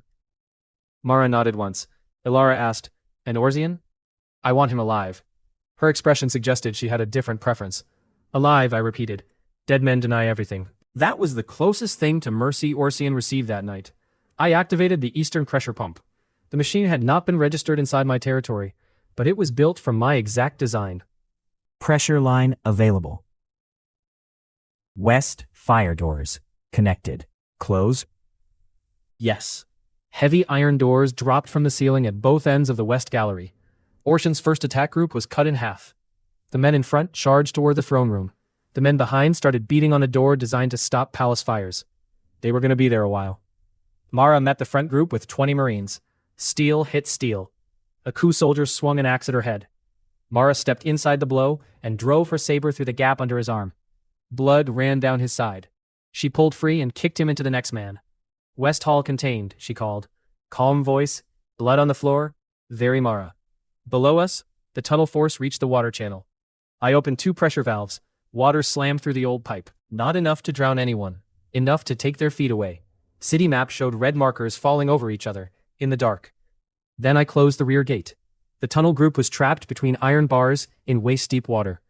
One tried to force the gate. The pressure pushed him backward into 3 friends. Second route gone. The third group was smarter. They ignored me. They went for Ivy.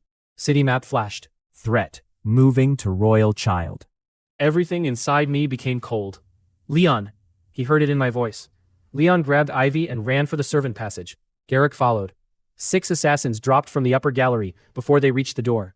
Not palace soldiers. Black clothes, short blades, marrow professionals.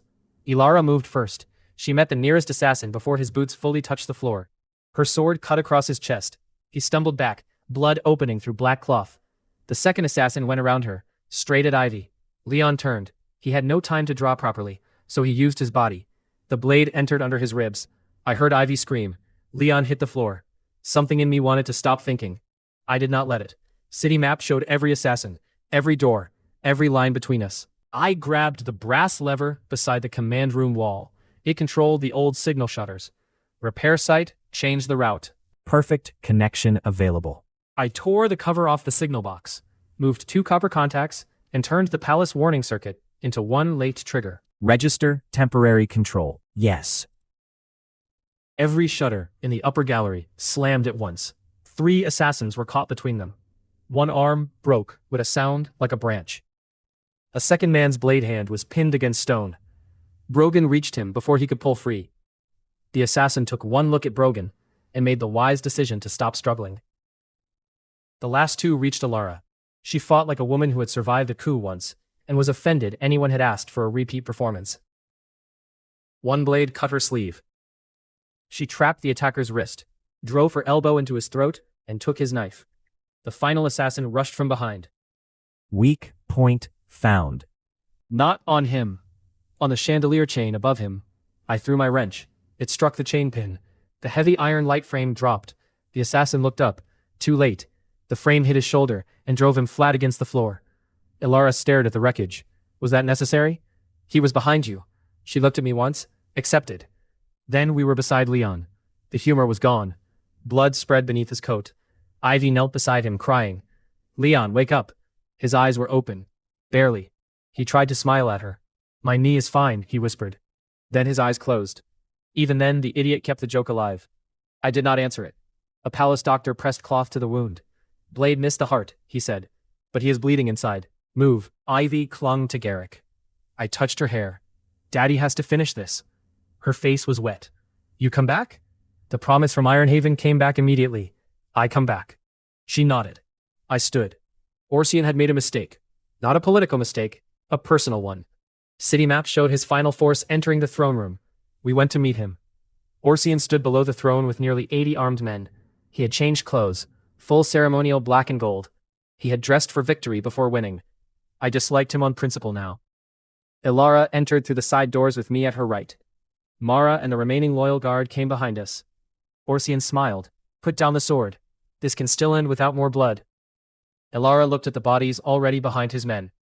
You opened my gates, starved my people, and sent killers after my daughter. His smile thinned. The Empire needs stable rule. No, I said. You need a throne you can control. He looked at me.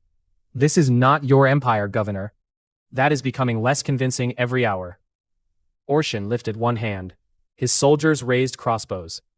City map showed the room, every firing line, every support, every door. And above the throne, the old royal ventilation shutters connected to the same pressure system I had just taken over. A normal commander saw 80 crossbows. I saw 80 men standing inside one mechanism. Last chance, Ilara said. Orsian dropped his hand. The crossbows fired.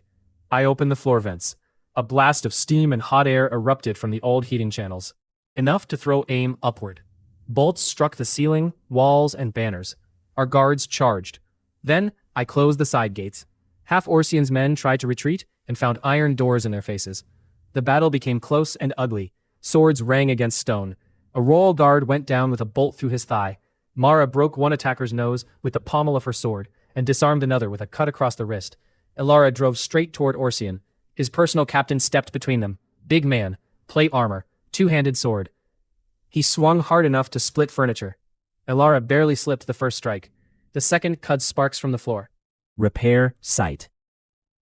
The armor had no useful flaw. The floor did. A maintenance hatch lay beneath his rear foot. Weak point found. I hit the release lever. The hatch dropped 6 inches. His heel vanished into the gap. His balance broke. Ilara's sword stopped at his throat. Yield. He looked at the floor, then at her. He dropped his sword. Orsian backed toward the throne. No. The word came out small. His men were surrendering. The gates were locked. His hidden routes were gone. His assassins had failed. Then every signal lamp in the city flashed at once. White, 3 times. Pause, 3 times. I had ordered Dorian's men to copy Orsian's captured instructions onto the wired signal network the moment we found them on one assassin. The message was short enough for the public boards. Marrow order found. Block grain. Seize 8s. Take queen alive. People across the capital were reading it, while Orsian still stood in front of us. He looked toward the windows. You cannot prove I wrote that. Ilara reached into the coat of his fallen captain. She pulled out a black heron seal. Then, a folded order. Same mark, same hand, same instructions. Orsian's face finally broke. He looked at me with something close to hate. You built a city outside the law. You armed common men. You made merchants richer than lords. You are everything that will destroy this empire. I looked at the starving city beyond the windows. No, men hiding food under churches are doing a better job of that. Ilara stepped down from the throne platform. Lord Orsian Marrow, you are under arrest for treason, murder, and conspiracy against the crown. You need the noble council. Ilara's sword rested against his chest. I am the crown. This time nobody argued. By sunrise, the coup was over. The palace gates reopened. The hidden grain chamber opened in front of hundreds of witnesses. Our convoy moved into public squares, under guard. The western water fountains ran clean. And the capital, which had been one bad day from tearing itself apart, ate breakfast. I had promised Ilara a visible change by breakfast. Technically, I made it. I allowed myself that satisfaction for almost 6 seconds. Then Ivy ran into the throne room. Daddy, I turned. She hit me around the waist. Garrick followed more slowly. Prince Leon is awake. My chest unlocked. Condition? Angry that the doctor cut his coat. Good. People who complained about clothing were usually planning to live. Ilara closed her eyes for one quiet second. When she opened them, she looked less like a queen and more like Ivy's exhausted mother. I took her hand. She let me. I made every decision about Ivy alone for 4 years, she said. I had to. I waited. I do not have to anymore. If danger touches her again, we decide together. That meant more to me than any royal title could have. Together, I said. Later that afternoon, after Orsian was in chains and Leon had been threatened by 3 doctors not to move, Ilara called the court back into the throne room. This time, I stood beside the throne by choice. The same nobles who had stared at me like a criminal the day before now looked at me like a dangerous investment opportunity. Merchants used it all the time. Ilara wore the silver crown. Cassian Rook, she said. You saved the relief convoy, exposed the grain theft, and defended this palace. Ask for a reward. The room waited. I had considered this carefully. First, Ironhaven keeps its current laws, fleet, and defenses under the Valorian crown. Several nobles flinched. Ilara did not. Granted. Second, I get authority to rebuild ports, roads, water systems, and emergency stores where you send me. Granted. Third, I do not attend daily court meetings. A few nobles looked offended. Ilara looked almost amused. How many? 1 per month. 2. 1. 2. Ivy raised her hand from beside Garrick. 3. Ilara and I both looked at her. She lowered her hand. 1, Ilara said. I smiled. Excellent ruler. The room became quiet again. I looked at her. Not the queen. Ilara. The woman I had searched for. The mother of my daughter. The person who had finally trusted me enough to let me stand beside her throne. Permission to court the Queen of Valoria properly. This time the court did not breathe. Ilara's eyes widened by the smallest amount. You are asking permission now? I am improving. Her gaze held mine. No joke belonged after that. She stepped down from the throne, stopped in front of me, then placed one hand against my chest. You may. I thought that was the answer. It was not. Ilara rose onto her toes and kissed me. Not the desperate night in the lighthouse. Not poison. Not fear. 5 years later, in full daylight, with her daughter watching and half the Empire's nobles trying not to stare, Ilara chose me. Her lips were warm, her hand tightened in my coat. For once, my brain did not produce a clever comment. I put one hand at her waist and kissed her back.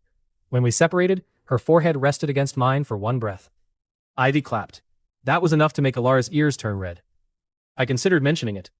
I wanted to live. So I did not. That evening, City Map opened again when I stood on the palace balcony. The capital no longer glowed entirely red. Food routes were moving, the main water lines were clean. All city gates matched royal control again. Then 3 faint blue lines appeared far beyond the capital. On the coast, 3 ports, each connected to Ironhaven trade, each carrying machines built from my registered designs. Possible link found. Possible link found. Possible link found. I stared at the words. City Map had grown because I protected another city. Now it was showing me something larger, a network. I did not activate anything. Not yet. Some doors were better opened after you knew what was behind them. Ilara joined me on the balcony. Ivy slept against her shoulder. You are smiling again, she said. New problem. That smile never means problem. It means opportunity. That is what worries me. I took Ivy from her carefully. My daughter settled against my chest without waking. A week earlier, I had been alone in Ironhaven. Now I had a daughter, a queen who had finally kissed me without poison being involved, legal control of my city, and permission to rebuild half an empire. Life had improved aggressively. Then the Western signal officer arrived at a run. He stopped at the balcony door, breathing hard. Your Majesty, Founder. Ilara turned. What happened? He handed me a salt-stained message tube. Ironhaven code. Highest danger mark. I opened it. 3 lines. West Watch. Lost contact. Unknown fleet approaching. Black sails. No known banner.